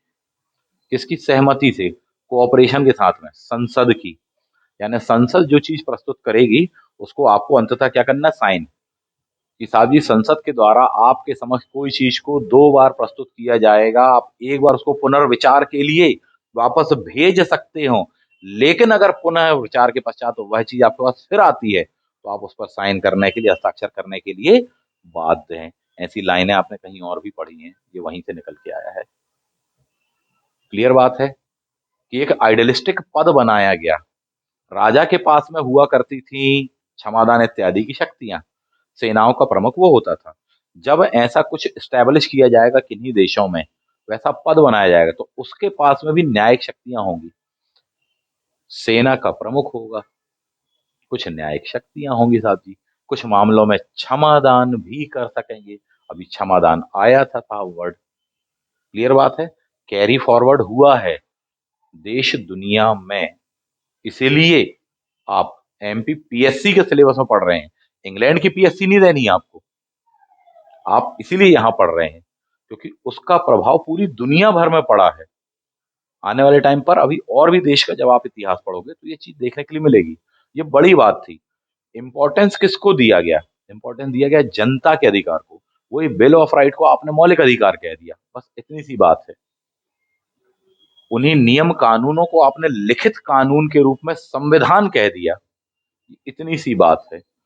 आपके यहाँ पर जो शासन व्यवस्था होती है वह संविधान में लिखी गई बातों के अनुरूप होती है। इंग्लैंड में जो व्यवस्था है, वहां पर उसकी परंपराओं पर आधारित है वो। इंग्लैंड में आज भी श्रेष्ठ कौन है, बड़ा कौन है, सर्वोच्च कौन है, प्रोटोकॉल में नंबर वन कौन आता है? राजा रानी। राजा रानी आते साहब। अंतिम रूप से किसके साइन होंगे? राजा रानी के साइन होंगे। पर यह है कि बोले जबरदस्ती है क्या साइन करना? बोले नहीं, एक बार आप पुनर्विचार के लिए लौटा सकते हैं। लेकिन जब यदि वो पुनर्विचार के पश्चात संसद दोबारा भेज रही है, तो फिर आपको अनिवार्य है। आप याद करिए, भारतीय स्वतंत्रता विधेयक संसद से कब पास हुआ? क्वेश्चन पूछता है आपसे, ब्रिटिश संसद से कब पास हुआ और उस पर सिग्नेचर कब हुए? याद करिए जरा, सिग्नेचर कब हुए? किसने किए सिग्नेचर? पूरी संसद ने तो कर नहीं दिए होंगे। जुलाई का महीना याद करिए जरा, 47 का महीना याद करिए। अंतिम रूप से सिग्नेचर कब होते हैं? नॉट 4 जुलाई। आज पढ़िए, आप पुनः पढ़िए, 18 जुलाई डेट लिखी होगी इसमें। इतिहास उठा लीजिए, मॉडर्न हिस्ट्री उठा लीजिए। कुछ याद आया? ऐसे फैक्ट्स पूछे क्यों जाते हैं आपसे? 18, देखें, भारतीय स्वतंत्रता विधेयक, 1935 का चार्टर एक्ट, फलाना act, government of India act, सबसे लास्ट में दिया होगा भारतीय स्वतंत्रता विधेयक। पूछा जाता है आपसे क्वेश्चन। और फटाफट देखा करें अपनी बुकलेट को, यही हाल रहे तो खर्रा ले जाने ही मिल जाए तो भी अपन पास हो पाना मुश्किल हो जाए। कि क्वेश्चन पेपर आया और बोले साहब जी ढूंढ ही रहे, पेज ही पलट रहे हैं किताबों में, पता नहीं कहाँ दिया हुआ है, मालूम ही नहीं है। इसलिए अच्छे से पढ़िए, रिवीजन करिए। ये परंपराएं कैरी फॉरवर्ड हुई हैं देश दुनिया में, इसलिए पूछा जाता है आपसे। ठीक। Britain to other countries. Next, 16 नवासी, दोनों लोग सहमति व्यक्त करेंगे किस बात की? बिल ऑफ राइट को लेकर के। एक बहुत महत्वपूर्ण घटना थी अपने आप में।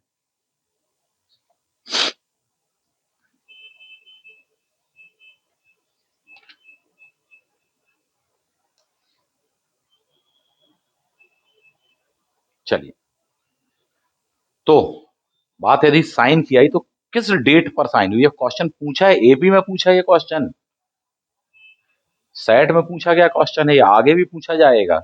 क्या मीनिंग है उस चीज का? यही था साथी। आगे बढ़ जाते हैं। अब यहां से उत्तराधिकार की समस्या का भी समाधान किया गया। क्या चीज? देखो, अब से कोई भी रोमन कैथोलिक शाही ताज नहीं पहन सकता, एंग्लिकन ही पहनेगा। ब्रिटेन का अलग ही धर्म है, अलग ही व्यवस्थाएं हैं उनकी, अलग ही धर्म सुधार हुआ उनके यहाँ पर। कैथोलिक वाले जो थे वो रोमनों के अधीन आते थे, बोले हम कोई के अधीन नहीं आ रहे। Point number one clear. Catholic church की चाबियों को लेकर जब चाहे जब लड़ाई झगड़े हो जाते थे। क्रीमिया में लड़ पड़े हैं आप, मुद्दा क्या था? चर्च की चाबियां था। कैथोलिक चर्च का संरक्षक सर्वे सर्वा कौन कहलाता था? फ्रांस वाले। जब चाहे जब होगा तो क्या फ्रांस वालों के अधीन में आ जाएंगे ब्रिटेन वाले? उन्होंने परंपरा ही नहीं अपनाई, अलग ही कार्यक्रम चल रहा है उनका, इस बात को समझिए। एंग्लिकन ही होगा, खास डायनेस्टी ही होगी, और वो संसद के सपोर्ट से, सहयोग से या कोऑपरेशन के साथ में ही काम करेगा। ये जो व्यवस्था कहलाती है इंग्लैंड की, इसको क्या कहा जाता है? क्या इंग्लैंड की व्यवस्था लोकतंत्र है? हाँ है। क्या इंग्लैंड गणतंत्र है? नहीं है। गणतंत्र किसे कहते हैं? जिस देश का राष्ट्र प्रमुख जनता द्वारा निर्वाचित हो, ना कि वंशानुगत हो। भारत गणतंत्र है? यस। क्यों? क्योंकि भारत का राष्ट्र प्रमुख प्रोटोकॉल नंबर 1, प्रथम व्यक्ति, जनता के द्वारा निर्वाचित। बात क्लियर है? दैट्स अ गणतंत्र। क्या ब्रिटेन गणतंत्र है? नो। तो ब्रिटेन क्या है? संवैधानिक राजतंत्र है वहां। क्या है? संवैधानिक राजतंत्र है वहां, क्योंकि ऐसी परंपरा है, ऐसा इतिहास है वहां का कि संविधान के द्वारा, संसद के संविधान के द्वारा, वहां की परंपराओं के द्वारा राजा को चुना गया है, चुना जाता है, चुना जाएगा। क्या व्यवस्था है वहां पर? संवैधानिक राजतंत्र कहा आपसे। क्या कोई देश गणतंत्र ना हो परंतु लोकतंत्र हो सकता है? यस। पॉलिटी आपकी क्लियर होगी, क्योंकि इतिहास समस्त विषयों की माता है, मम्मी है, पापा भी मान लो। दैट्स द रीजन कि जिसको इतिहास अच्छे से, हिस्ट्री अच्छे से जानता हो, वो चैंपियन होगा विभिन्न सब्जेक्टों में। उसकी वजह ही यही है। आगे बढ़ जाते हैं। तो ऐसी व्यवस्था आपको यहाँ देखने के लिए मिलती है, यूरोप के कई देशों में आपको देखने के लिए मिलेगी, एशिया में भी मिलेगी आपको। सारी लड़ाई राजतंत्र के खिलाफ थी। अंततः इसमें जीत किसकी होने वाली है? संसद की। कि संसद की अनुमति से या सहमति से, की सलाह से ही आप काम करेंगे, ना कि अपने मन माफिक काम करेंगे। और जब ये घटना हुई उसके बाद में किसी राजा ने ऐसी हिम्मत नहीं करी, क्योंकि संसद पहले ही कठोर कदम उठा के ट्रेलर तो दे चुकी है साथी। जब इतनी बड़ी घटना होगी तो अगला कोई राजा ऐसी कोशिश करेगा तो उसे पहले ही हटा दिया जाएगा, और संसद के पास में राइट है। ऐसा उसने करके सिद्ध किया, ऐसी परंपरा स्थापित कर दी। ये बिल्कुल चीज क्या कहलाती है आपकी? 1688 की ये घटना वहां की गौरवमयी क्रांति कहलाती है। बात समझ में आ पाई अपन को? ऐसे पूरा का पूरा टॉपिक अपन को देखना है, समझना है, लेना है साहब जी।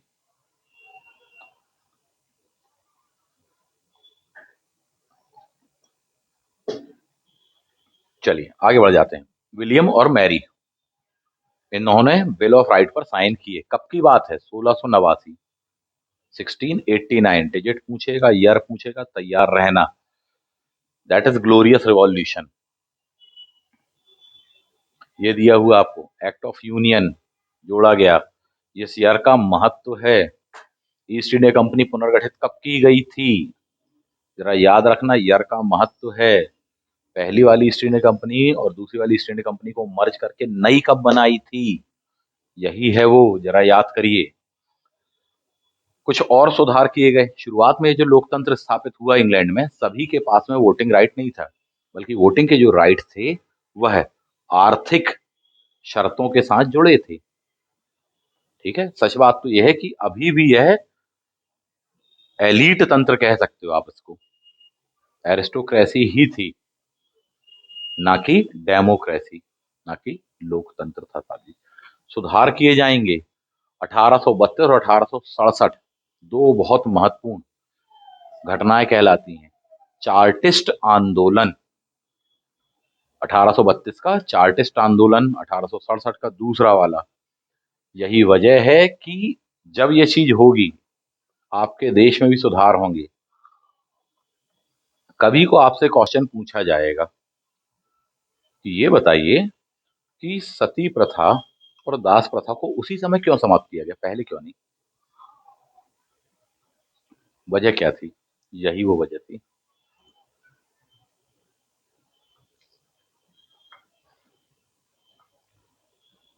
दास प्रथा इंग्लैंड में कब समाप्त की गई और उसके कितने वर्षों के बाद में भारत में समाप्त की गई? रट्टा तुम्हारे हो गए।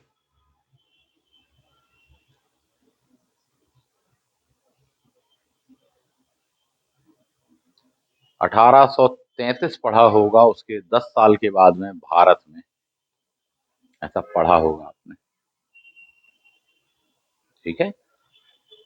33 ही क्यों, ये है वो वजह। 1832 श्रमिकों के लिए कल्याणकारी सुधार। इंग्लैंड के डीपीएसपी की घोषणा यहां देखने को मिलती है आपको। कर्मकारों का संगठन, मैनेजमेंट में भाग लेना, समुचित दशाएं इत्यादि, डीपीएसपी जितने आप पढ़ रहे हो ना, यहाँ देखने को मिलते हैं। यही वजह है कि फिर वहां भी चेंज होगा, आपके देश में भी आएगा, 10 साल के पश्चात में आएगा। पहला कारखाना अधिनियम भारत का कब का है, किसके काल में आता है? याद करिए जरा, उसी समय क्यों आया?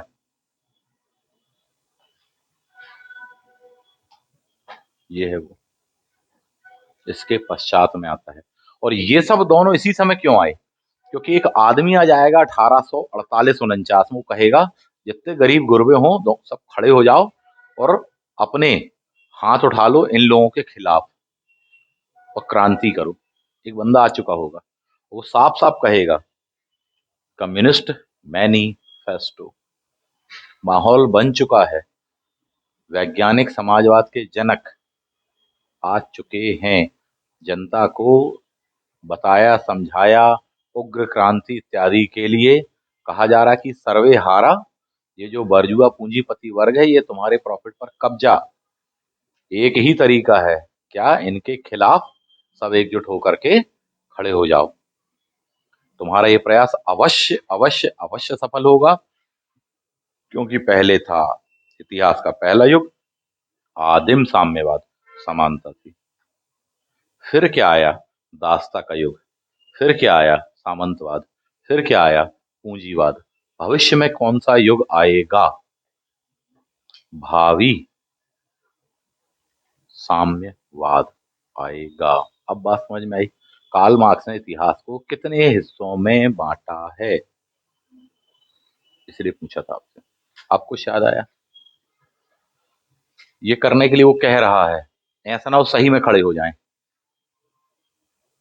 तो इसलिए उसको पहले ही एक सेफ्टी वॉल्व के रूप में काम करिए। वहां से मांग उठे इसके पहले आप ही सुधार लाना शुरू कर दीजिए। ये था वो मामला। 1832 1868 इंडियन हिस्ट्री भी समझ में आएगी आपको। क्लियर। नेक्स्ट, महिलाओं को भी अधिकार, क्योंकि वो साफ कहेगा कि वंचित कौन है, दुनिया का सबसे बड़ा वंचित वर्ग, बोले साहब महिलाएं। साहब जी, महिलाओं को मताधिकार, ये चीज देखने के लिए आपको मिलेगा पहली पहली बार। उद्योग धंधों के प्रतिनिधि भी आने वाले हैं अभी संसद में। कम संपत्ति वाले, यानी वो जो वोटिंग राइट्स, संपदा से, आर्थिक इनकम वगैरह से जुड़े थे, उन सबको समाप्त किया जाएगा। क्लियर बात है। श्रमिकों को मताधिकार 1867 ये मिलेगा। भारत का पहला श्रमिक संगठन कौन सा, कब, बताइए। अपन वर्ल्ड हिस्ट्री अच्छे से नहीं समझते हैं, इसलिए इंडियन हिस्ट्री में फंसते हैं। ले दे के वही एनएम लोखंडे कर देंगे, बस इससे ज्यादा क्या। पी वाडिया कर लेंगे थोड़ी बहुत। जाओ जरा अपनी किताबों पर, तो किताबों पे रिलेवेंट टॉपिक पर फट से जाना सीखो, नहीं तो एग्जामिनेशन हॉल में ले जाने मिले तो भी अपन ढूंढते ही रह जाए कि कहाँ दिया होगा ये। मिलाइए उसका ईयर मैच करके देखिए आप, तो सब 1867 के बाद में ही जागृति या तीव्रता आएगी। चाहे पी वाडिया हो, चाहे एनएम लोखंडे हो इत्यादि वगैरह, इन सब के पश्चात में ही आएगा, उसके पहले नहीं मिलेगा आपको। क्लियर बात है। शशिपाद बनर्जी कभी पढ़िएगा, फिर यहाँ का ईयर मिलाइएगा 1867, तब ही क्यों, मैच करिएगा। बात समझ में आ पा रही है। सारे तार आपस में गुत्थम गुत्था हैं, ऐसा है वो मामला। ठीक।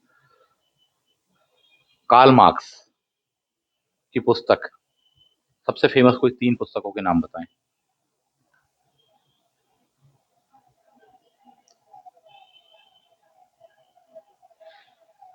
कम्युनिस्ट मैनिफेस्टो, दास कैपिटल, कोई उसने अपने दोस्त शिष्य के साथ रह के लिखी थी, याद है। उसका अंतिम हिस्सा कब पब्लिश होता है, कार्ल मार्क्स के जीवित रहते कि निधन के पश्चात, जरा याद करिए। कब की बात है वैसे वो, जरा याद करिए। इतिहास लेखन भी कमजोर है ना अपना, याद करिए जरा। यही वो टाइम पीरियड दिया होगा, 67 68 दिया होगा।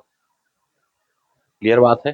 उसके बाद में ढेरों बदलाव लाने पड़ते हैं देश दुनिया में, इंग्लैंड में चेंज, भारत में चेंज, स्वाभाविक सी बात है। श्रमिक वर्ग, ढेरों श्रमिक आंदोलन। भारत में श्रमिकों का सबसे बड़ा प्रारंभिक नेता कौन, शशिपाद बनर्जी पढ़ते हो, बाद में आप पढ़ने वाले हैं साहब एनएम लोखंडे साहब को। अगर आप देखें किसी, आपसे क्वेश्चन पूछा गया और ये एक ऐसा व्यक्ति जिसकी गिरफ्तारी के विरोध में लाखों श्रमिकों ने हड़ताल कर दी थी, वो कौन था। वो थे तिलक। आपसे पूछा था उन्हें जेल कब हुई, कितने वर्ष की हुई, कब से कब वो मांडले जेल रहे, जरा याद करिएगा।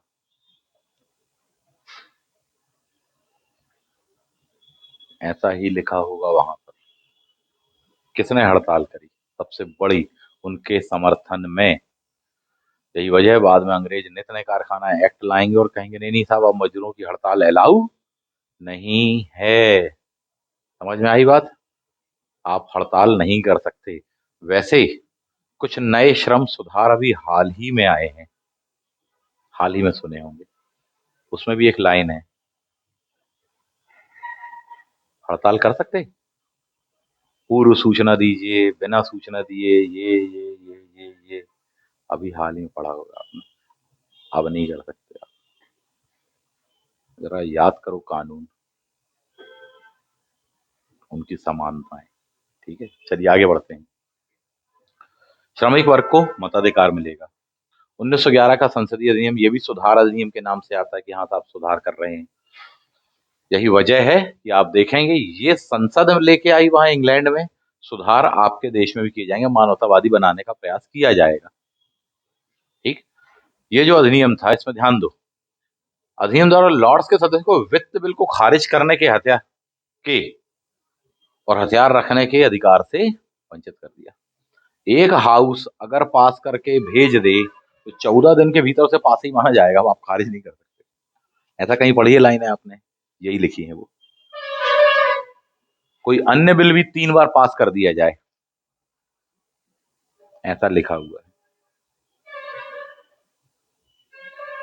आपसे क्वेश्चन पूछा जाता है, यदि कोई विधेयक लोकसभा से पास हो जाए, लोकसभा की अवधि समाप्त हो जाए, भंग हो जाए, तो क्या वह बिल भी भंग हो जाता है, क्यों नहीं होता है, क्या क्यों कैसा, सर लिखा हुआ वो सामने, जरा अच्छे से समझिए।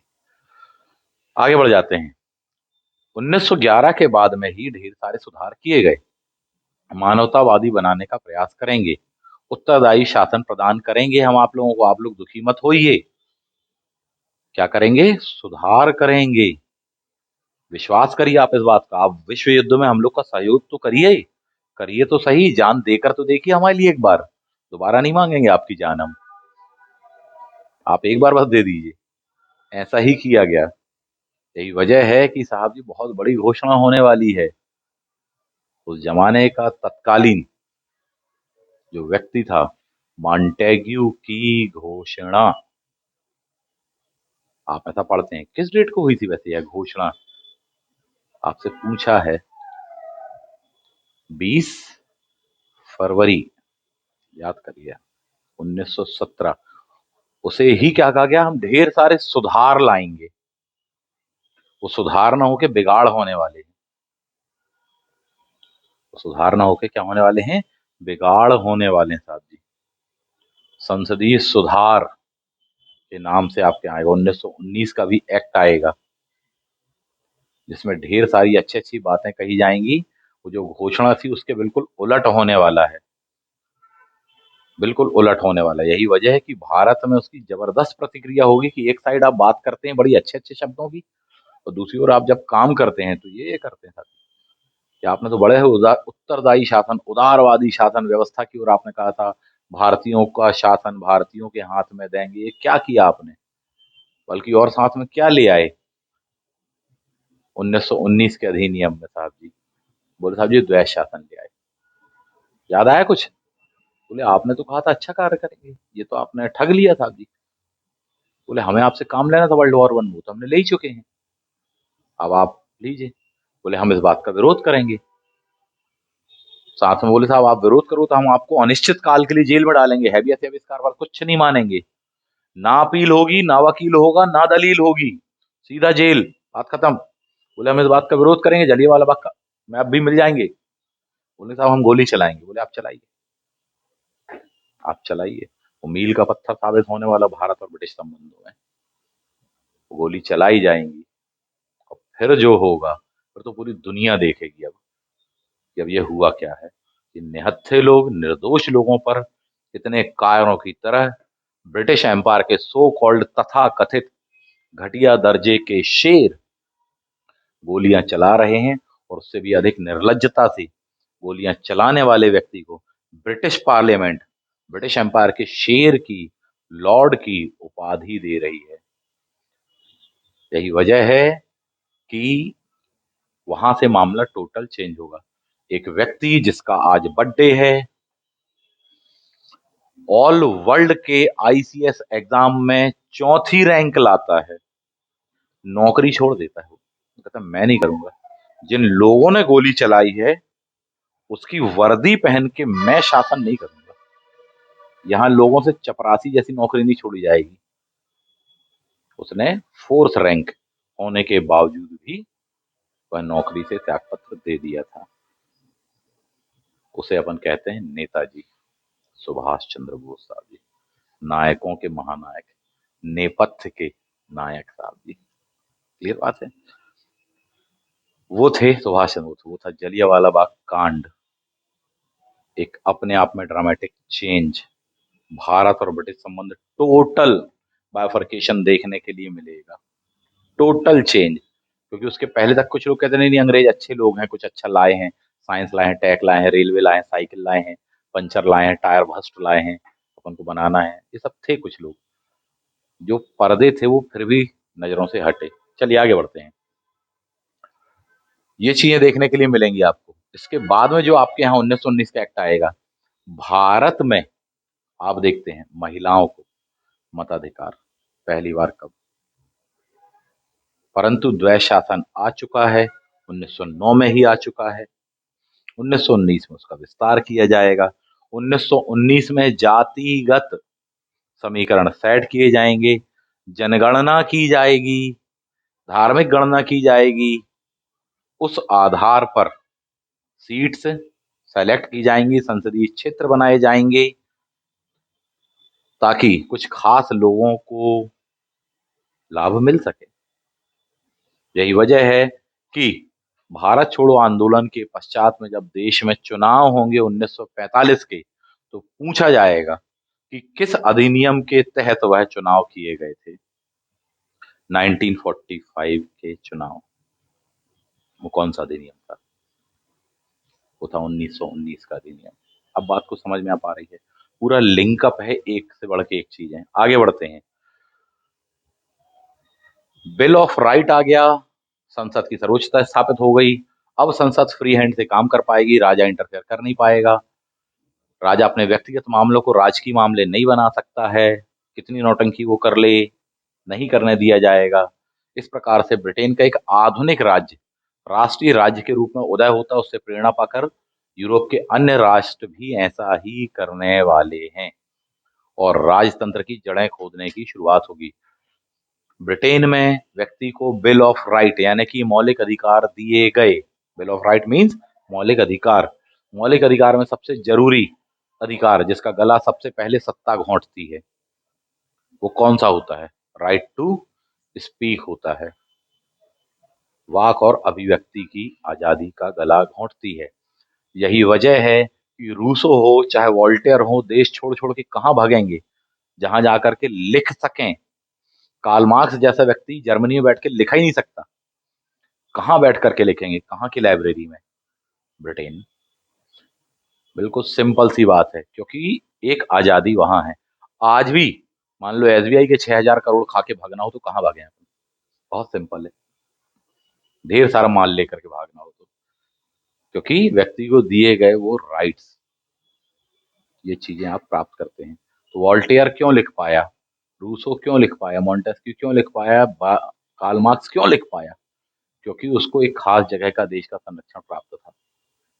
कि साहब यहाँ बैठकर आप लिखो, लीपा पोती जितनी करनी है आपको करो, पढ़ने के लिए किताबें भी भरपूर मिलेंगी, इससे बड़ी लाइब्रेरी नहीं मिलने वाली। ये सारी चीजें आप देखेंगे, देश दुनिया के एक से एक साहित्य पढ़ने के लिए, इतिहास पढ़ने के लिए वहां पर मिलेगा।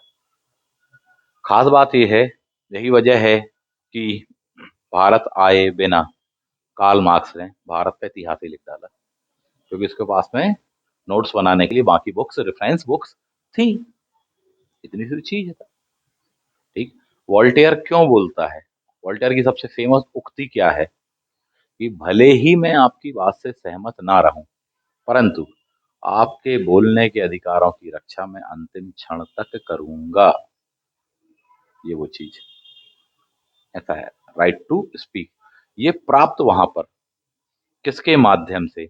इसके माध्यम से साथी, किसी को भी आप बिना कानूनी अनुमति के लंबे समय तक जेल इत्यादि के माध्यम से प्रताड़ित नहीं कर सकते। क्योंकि सारी चीजें कौन कर रहे थे? कुछ लोग अपनी सत्ता की रोटियां लगातार सेकने के लिए सब कर रहे थे। यही वजह है कि कोई बंदा आएगा भी, यहीं का होगा, वो क्या कहेगा? सत्ता भ्रष्ट करती है, और पूर्ण सत्ता तो पूर्ण भ्रष्ट करती है। किस व्यक्ति का कथन है? कहाँ का होगा वो? क्योंकि आंखों से देखा है, लॉर्ड एक्टन। कहाँ का है वो? यहीं का है साथी। आपको ये देखने को मिल जाएगा। इतिहास में भी एक से एक इतिहासकार क्यों यहीं से बैठ करके लिख पाए? क्योंकि अभी लिखते बोले हमारी भावनाएं आहत हो गई, बोले अरे साहब जब तो लिख गई किताब, अब तो किताब में आगे ही लगेगी, लिखा ही नहीं सकते आप। ये वो चीजें आप देख रहे हैं। ठीक। कौन प्रोटेक्ट करेगा? ये चीज प्रोटेक्ट करेगी। क्योंकि किसी भी काम को जायज ठहराने की 100 वजह निकाली जा सकती हैं, और गलत ठहराने की 100 वजह निकाल देते हैं विरोधी। बोले साहब जी ऐसे ही सहयोगी और विरोधी बस पे चलते रहेंगे फिर तो साहब हो गया। कि नहीं साहब, सपोर्टिंग वर्ग इतना बड़ा वर्ग कह रहा नहीं ये चीज से हम सहमत नहीं है, तो फिर तो साहब चल गई शासन व्यवस्था। किसका शासन? Rule of law. जो चीज चालू हुई पुनर्जागरण से, वो अगले रेलवे स्टेशन पर पहुंची कहाँ? यहाँ पर। अगर पुनर्जागरण से वो ट्रेन स्टार्ट नहीं हुई होती तो आप यहाँ नहीं पहुंचते। यही वजह कि आपका जो सिलेबस बनाया गया वो ये है कि व्यक्ति पर भरोसा, व्यक्ति को केंद्र में रख करके ही सारी चीजों का अध्ययन। उसे ही क्या कहा था आपने पुनर्जागरण कालीन सबसे प्रमुख विशेषता? मानवतावाद। सबसे पहले कौन है? बोले व्यक्ति और व्यक्ति की समस्याएं। बोले पहले कौन सी समस्याएं देखें? बोले साहब जी उसकी गरीबी देखो, बेरोजगारी देखो, भुखमरी देखो, स्वास्थ्य संबंधी सेवाएं देखो। आपके 17 के 17 जो गोल रखे गए हैं सस्टेनेबल, उनको जरा देखो उठा करके, वो सब यही बोल रहे हैं जैसा कि लिखा हुआ है। ऐसा है वो अनुप्राणित कहीं ना कहीं। ठीक है, चलिए आगे बढ़ जाते हैं। कुछ क्वेश्चंस पर भी आ जाओ। बात समझ में आई, कहानी समझ में आई, पिक्चर समझ में आई कि चल क्या रही है। क्यों अपन ने गौरवपूर्ण कहा? क्योंकि गौरवपूर्ण केवल ब्रिटेन के लिए नहीं थी ये। वो जो ब्रिटेन था वो ग्रेट ब्रिटेन बन पाया, उसकी वजह क्या थी? उसकी वजह ये थी, आप याद करो, भारत में आंग्ल फ्रांसी थी, अंग्रेजों का और ब्रिटेन का संघर्ष हुआ।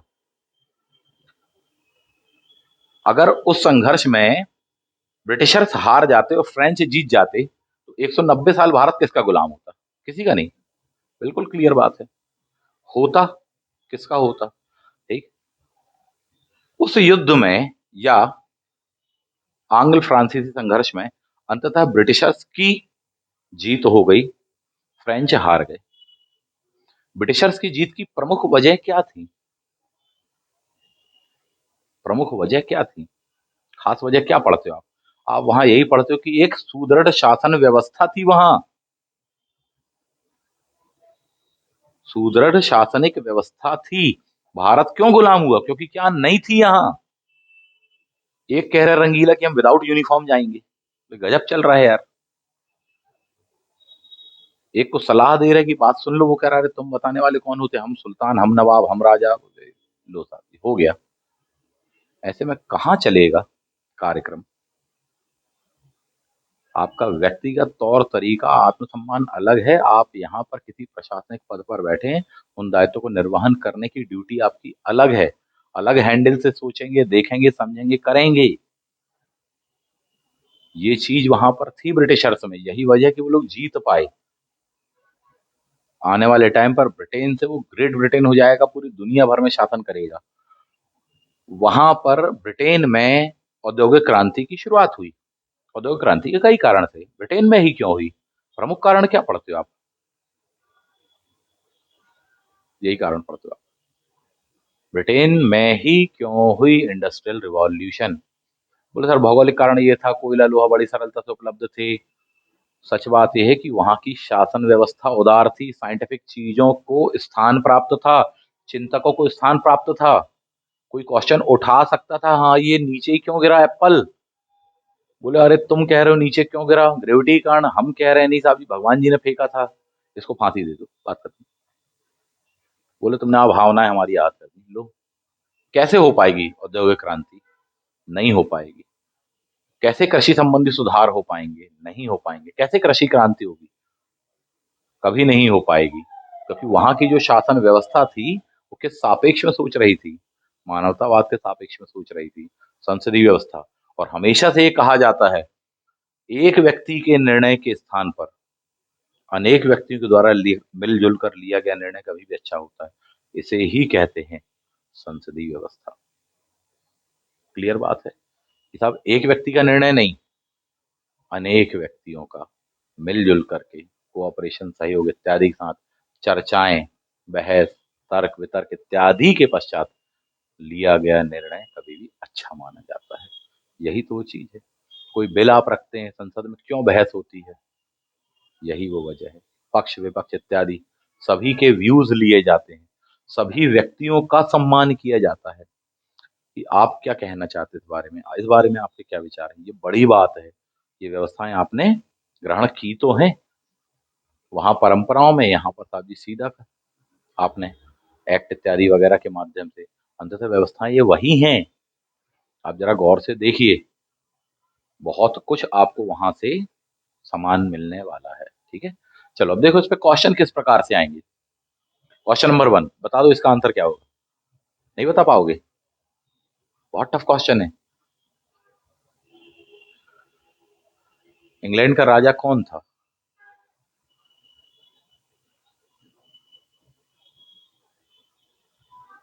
क्या बताओगे? जेम्स फर्स्ट है, जेम्स सेकेंड। शॉर्ट पार्लियामेंट के समय इंग्लैंड का राजा कौन था? लॉन्ग पार्लियामेंट के समय इंग्लैंड का राजा कौन था? किसको फांसी दी? थोड़ा सा गौर से देख लीजिएगा। ठीक है, चलो वेरी गुड। रक्तहीन क्रांति क्यों? क्योंकि इसमें किसी की जान नहीं गई। क्योंकि सारी लड़ाई रस्साकशी किस बात की थी? कि सत्ता किसके हाथ में रहेगी, जनता के प्रतिनिधियों के या बात समझ में आ पा रही है? ऐसा है साहब जी। ठीक है।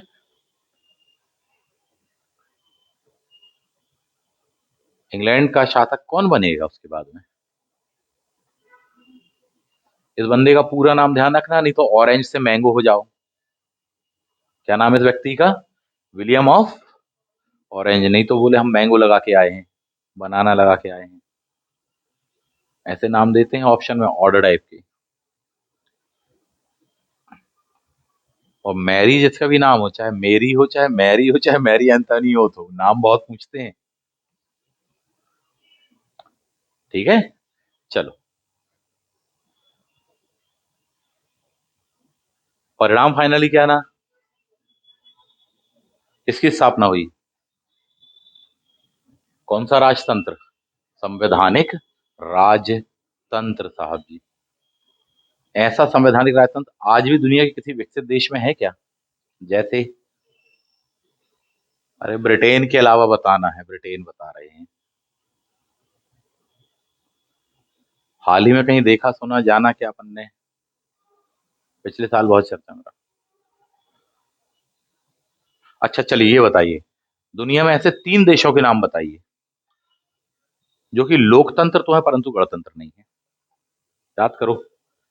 M Laxmikant, 6th addition, 7th addition, 700 800 रुपए आग लगा दिए जिनमें, खोपड़ी में गया कुछ नहीं, समझा कुछ है ही नहीं।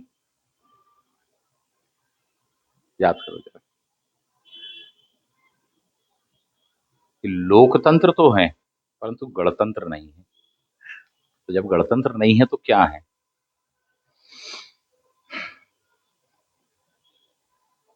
बताएं साहब। इंटरव्यू में ऐसा क्वेश्चन पूछा गया था, एपी के हिस्ट्री के इंटरव्यू में, ये वहां का क्वेश्चन है, लिख लो आप तो। लिख लीजिए आप बहुत अच्छे से। ऐसे 3 देशों के नाम बताएं जो कि लोकतंत्र तो हैं आज परंतु गणतंत्र नहीं है।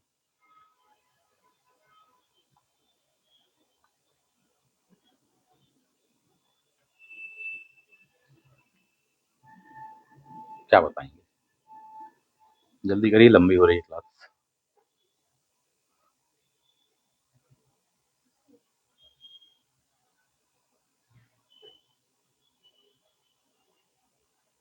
भूटान, नेपाल, कनाडा,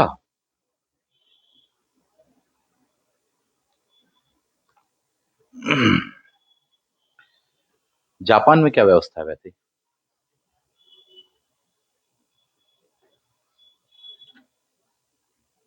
जिग्मे खेसर नामग्याल वांगचुक, बहुत ही खास नाम है। भूटान उन्होंने स्वयं त्यागा है, जरा याद करिएगा, जरा खुद याद करिएगा। हम्म।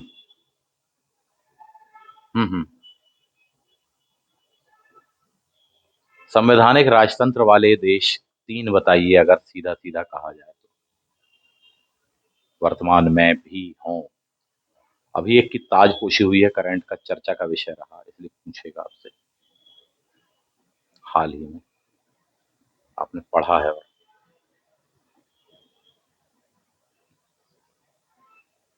क्वेश्चन पूछता है एग्जामिनर, इंटरव्यू तक में पूछते हैं, फिर कहते हैं सर कि क्या कॉन्सेप्ट, कहाँ से एकदम से क्वेश्चन आ जाते हैं? एकदम से नहीं आते हैं, इन क्वेश्चंस की वजह होती है। चलिए आराम से लिख लो, बताना।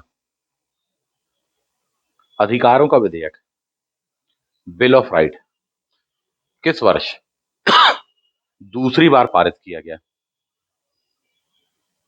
पहली बार कब पारित हुआ था? लिख लो क्वेश्चन, पहली बार कब पास हुआ था? ये सब लगाने पड़ेंगे तब जाकर के दिमाग में चीजें बैठ पाएंगी, क्योंकि हम अलग से बैठ के क्वेश्चन बैंक नहीं बनाते, हम खड़े ही खड़े बनाते सारी चीजें, देन एंड देयर। चलिए, गौरवपूर्ण क्रांति के पीछे प्रमुख कारण क्या था? क्या लगाएंगे?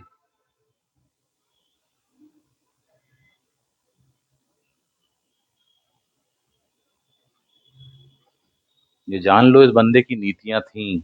मैंने इसलिए कहा था कई इसने ऐसे काम किए थे जिसके कारण विरोध होने वाला है। कैथोलिक नीतियां। इंग्लैंड का धर्म क्या, कैथोलिक नहीं, क्या है, एंग्लिकन। Anglican church. ये किसको सपोर्ट कर देगा, नौकरी में आरक्षण बोले 25%, इतने में तो विवाद हो जाएगा। कैथोलिक। समझ में आ रही है बात। संसद के अधिकारों का तो मामला था ही। प्रोटेस्टेंट जनता में एक भावना जाई, बोले साहब ये अयोग्य घोषित कर रहा है धर्म के आधार पर। ये चीजें तो सारी चीजें हैं। कैसी शासन व्यवस्था आने वाली इसके बाद में बन जाएगा। अब समझ में आ पा रहा है ये संवैधानिक राजतंत्र नाम की चीज क्या होती है, गणतंत्र का महत्व क्या है, अब समझ में आ रहा है। ये वो चीजें हैं। जेम्स द्वितीय किस धर्म का अनुयायी था। जब 1688 की क्रांति हुई उस समय राजा कौन था, उसकी कौन सी नीतियां, क्योंकि उसका व्यक्तिगत धर्म क्या था। समझ में आ पा रही बात। पूर्वाग्रह इत्यादि वगैरह हो चाहे ना हो, परंतु जनता ने मान लिया, अरे ये साहब ये तो हमारा धर्म बदलवा के मानेंगे, खतरे में हम तो पहले नहीं बताए। इतने में तो राजनीति हो जाएगी कि आपको पता होना चाहिए आप खतरे में हैं। यही तो है चीज है। आगे बढ़ते हैं। विलियम ऑफ ऑरेंज वैसे तो थे कहाँ, कहाँ के राजा थे वो, कहाँ से राजा को बुलवाया गया।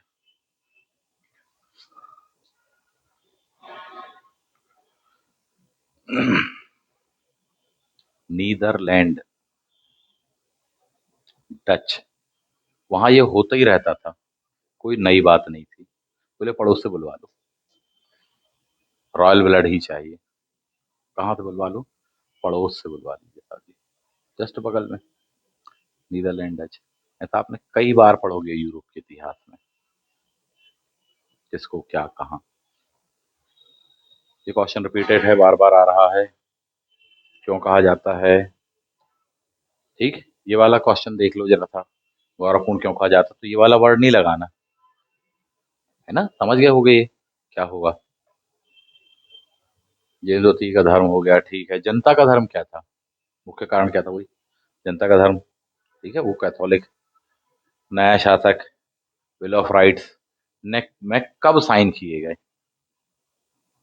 रिपीटेड क्वेश्चन है ये, ठीक है। बन जाएगा, कहाँ के क्या राजा हैं।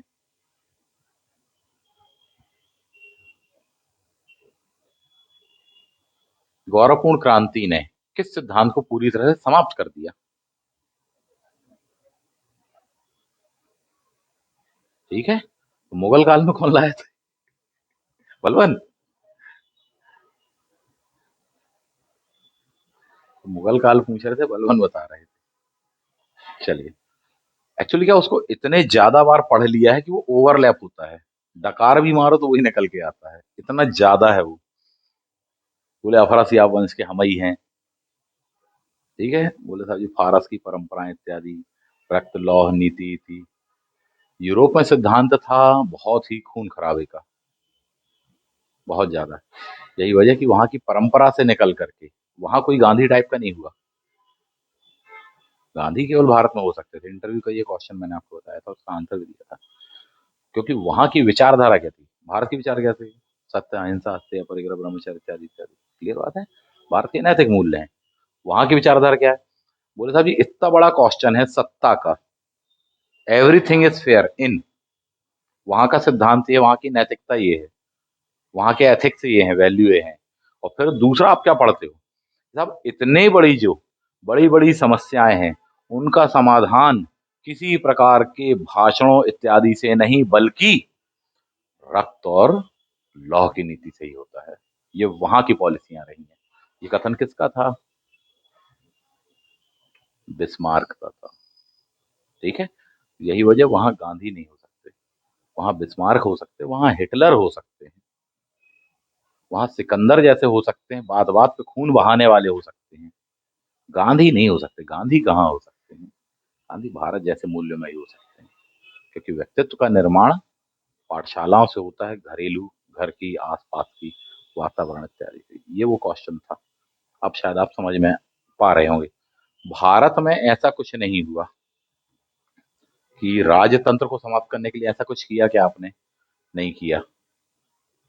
सीधे सीधे क्या था, रियासतों को भारत संघ में मिलना ही पड़ेगा, कोई हो, उससे मतलब नहीं है, बात माननी पड़ेगी। किसकी? बोले साहब हम फलाने अफरासी आप ढिकाने, बोली साहब संसद, भारत संघ, संविधान, बात खत्म। सर्वोच्च क्या है? संविधान। सिंपल सी चीज है, और कुछ भी नहीं है। यहां पर सर्वोच्च क्या है? ब्रिटेन में संसद। यही वजह है कि किसी ने कहा है कि आपको बताना है कि ब्रिटिश पार्लियामेंट इतनी सर्वोच्च है, इतनी शक्तिशाली है कि वह सिर्फ किसी पुरुष को महिला में या किसी महिला को पुरुष में नहीं बदल सकती, बाकी सब कर सकती है, जिसका कथन है। हमने बताया तो बहुत कुछ था, क्योंकि हम बातों बातों में बहुत कुछ बता देते हैं, कम लोग ही समझ पाते हैं, पकड़ पाते हैं। उठाना अपनी लक्ष्मीकांत, ठीक है, एम लक्ष्मीकांत उठाइएगा कभी को, संसदीय व्यवस्था वाले टॉपिक पर जाना। याद करो, 6th एडिशन, 7th एडिशन, 700 रुपये आग लगा के आए हैं, लाइब्रेरी में भी रखी है, दोस्त की मांग के लाए तो लौटाई नहीं है। फिर याद करो, फिर देखना आपको मिला कि नहीं मिला ये कथन।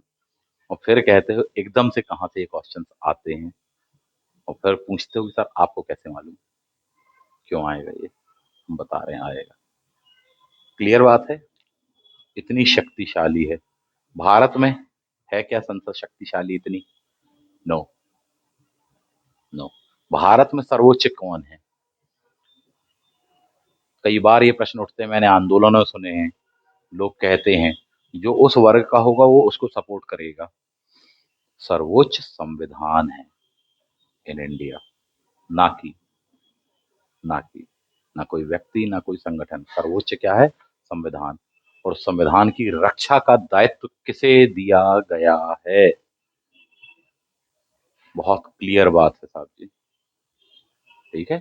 और यदि कोई ऐसा नियम कानून जो कि संवैधानिक प्रावधानों का उल्लंघन करता है, या जिस सीमा तक उल्लंघन करता है उस सीमा तक उस कानून को न्यायपालिका अवैध या गैर संवैधानिक घोषित कर सकती है। इस शक्ति को न्यायपालिका की कौन सी शक्ति बोलते हैं? कभी उठा के अच्छे से भारतीय संविधान का अनुच्छेद क्रमांक 136 37 पढ़ना जरा। प्राइमा फेसिया, रहने दीजिए, रहने दीजिए, एसएससी में देखेंगे अपन, या ग्रुप डी में देखेंगे प्राइमा फेसिया, अभी रहने दो। न्यायिक पुनरावलोकन किसे कहते हैं? किसे कहते हैं? ऐसा नहीं है कि बोले साहब जी न्यायपालिका ने पहले जो निर्णय दिया उसी को चेंज कर दिया, ऐसा नहीं है। एनजेसी 99वां संविधान संशोधन जरा याद करिए, जिस सीमा तक उल्लंघन करेगा उस सीमा तक उसे असंवैधानिक कैंसिल। जरा याद करिए किस लाइन के कारण एनजेएसी पर यह शक्ति का प्रयोग किया गया था 99th कॉन्स्टिट्यूशनल अमेंडमेंट में। भारतीय संविधान के अनुच्छेद क्रमांक 50 के कारण। यूपीएससी में पूछा, इंटरव्यू तक में पूछा। और न्यायपालिका दोनों अलग अलग रहेंगी, पृथक्करण की बात साफ साफ लिखी है। और जब ये चीज आई थी तो भारत के तत्कालीन सबसे बड़े वकील, उनने तो पहली लाइन में कह दिया था कि ये तो कैंसिल ही होगा। उनका नाम है स्वर्गीय श्री राम जेठमलानी जी। अंततः उन्होंने इस मुद्दे को उठाया और फर्स्ट हियरिंग में खत्म, टॉपिक ही खत्म। समझ में आ पा रही बात? ऐसा पढ़ रहे हैं आप, देख रहे हैं, समझ रहे हैं, उसको आत्मसात करें। ये सारे दृष्टांत, उदाहरण या चीजें इसलिए बता रहा हूं ताकि आप हिस्ट्री को केवल केमिस्ट्री ना समझें, हिस्ट्री के साथ साथ संबंधित जो विषय हैं, उनको समझ पाएं विथ इंटरेस्ट। ऐसा ना लगे कि हाँ ये कौन अजनबी है, ये लगे कि हाँ ये तो वही है जैसे हम कई बार देख चुके हैं, अच्छा ये यहां से लिया गया है, इसलिए हम बता रहे हैं। क्लियर बात है? चलो तो बन जाएंगे अपन से क्वेश्चन। ये थी गौरवपूर्ण क्रांति। अब आप बताइएगा कैसा क्या आपको लगा, टॉपिक समझ में आया, बन रहा नहीं बन रहा। इसके फैक्ट्स को एक बार री ब्रश अप करना, फिर क्वेश्चन बैंक लगाना, ढूंढना उसके क्वेश्चन। आपको जो क्वेश्चन बैंक हमने बताया उसमें दिए होंगे, इसी में बैक साइड में दिए होंगे सबसे लास्ट में वर्ल्ड हिस्ट्री के क्वेश्चन। इस टॉपिक पर जाना, जितने नए फैक्ट मिलते हैं उनको वन लाइन में उठा करके क्या करना, अपने नोट्स में ले लेना। बन जाएगा। कोई डाउट है, कोई प्रश्न है, कुछ पूछना है तो पूछ सकते हो आप। हाँ जी, पूछिए।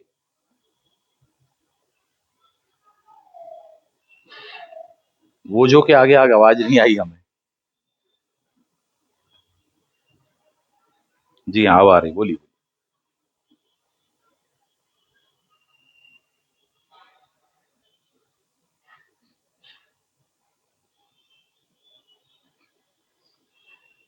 बिल ऑफ राइट सबसे पहली पहली बार इंग्लैंड में कब आया? ये आपके होमवर्क का क्वेश्चन है ना, लिख लो इसको। बन जाएगा। चलो कुछ क्वेश्चंस के आंसर दे दीजिए फटाफट। Rapid round question. अब इसमें चार ऑप्शन नहीं दिए जाएंगे, ठीक है, इसकी प्रैक्टिस करो। 1215 के मैग्ना कार्टा के टाइम शासक कौन था?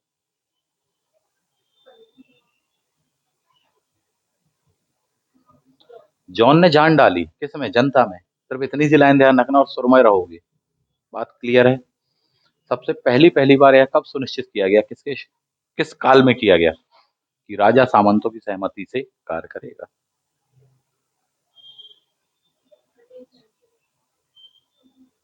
ईयर कोई था क्या? ईयर था क्या? चलो छह बताओ। 1372 वाली कोई घटना थी क्या?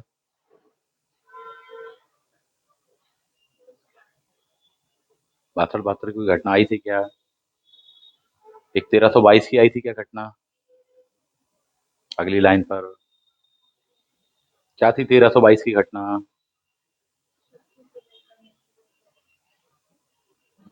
दिया है या दिखाना पड़ेगा वापस इसी में?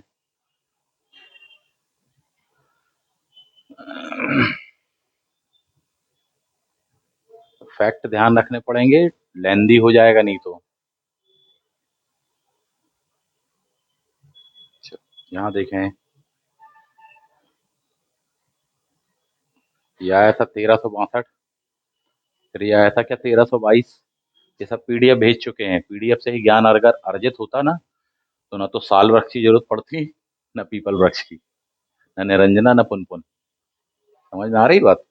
चलो आगे बढ़ते हैं, पर खेलिए टेलीग्राम पर। खेल के ही अपना समय बर्बाद कर रहे हैं, अपने कैरियर से खेलते हैं बच्चे।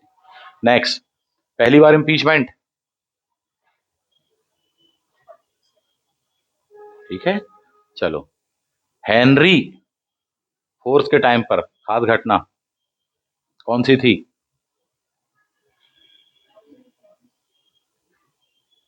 क्या था वो वर्ड?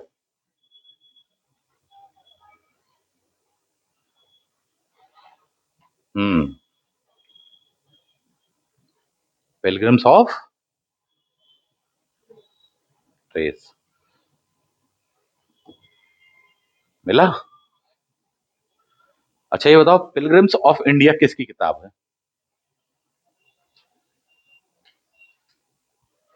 किसकी पुस्तक है?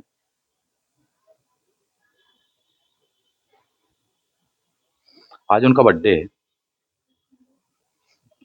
अब तो इतने में तो, इतने तो बिल्कुल दिमाग इग्नाइट हो जाता है। समझ में आ रही है बात कुछ है? वैसे उनकी ऑटोबायोग्राफी का नाम क्या है? आत्मकथा। Indian struggle. धन्य है।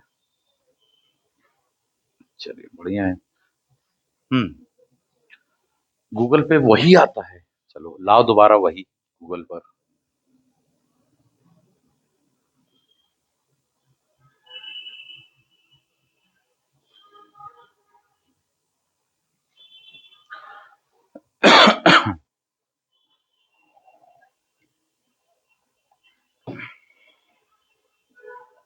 जल्दी, फटाफट।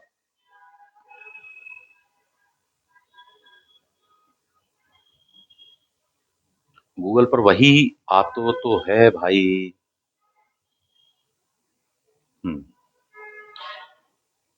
Pilgrims of India and Indian pilgrims किसकी आत्मकथा है?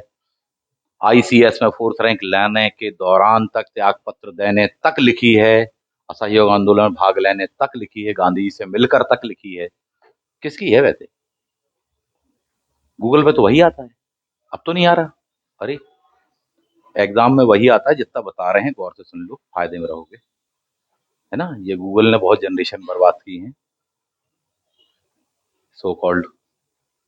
है ना, जब फंस जाते हैं टफ क्वेश्चन में, तब फिर याद आती सर इसका आंसर कहाँ मिलेगा। गूगल पे नहीं मिलेगा, भूल जाओ। चलिए आगे बढ़ते हैं। अच्छे से पढ़ो साहब जी, जितनी चीजें कॉमन लिंक अप सेम मिले उसको तुरंत देखिए, गौर करिए, रिवाइज करिए। और ये आप अकेले कर ही नहीं सकते, हमारे ही जैसा कोई व्यक्ति होगा जो बात आएगा कि भैया जरा इसको देख लो अच्छे से, ये क्या है, क्यों है, ये कौन सी जगह है।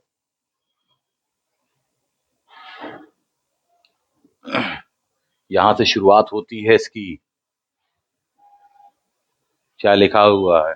WESTMINSTER।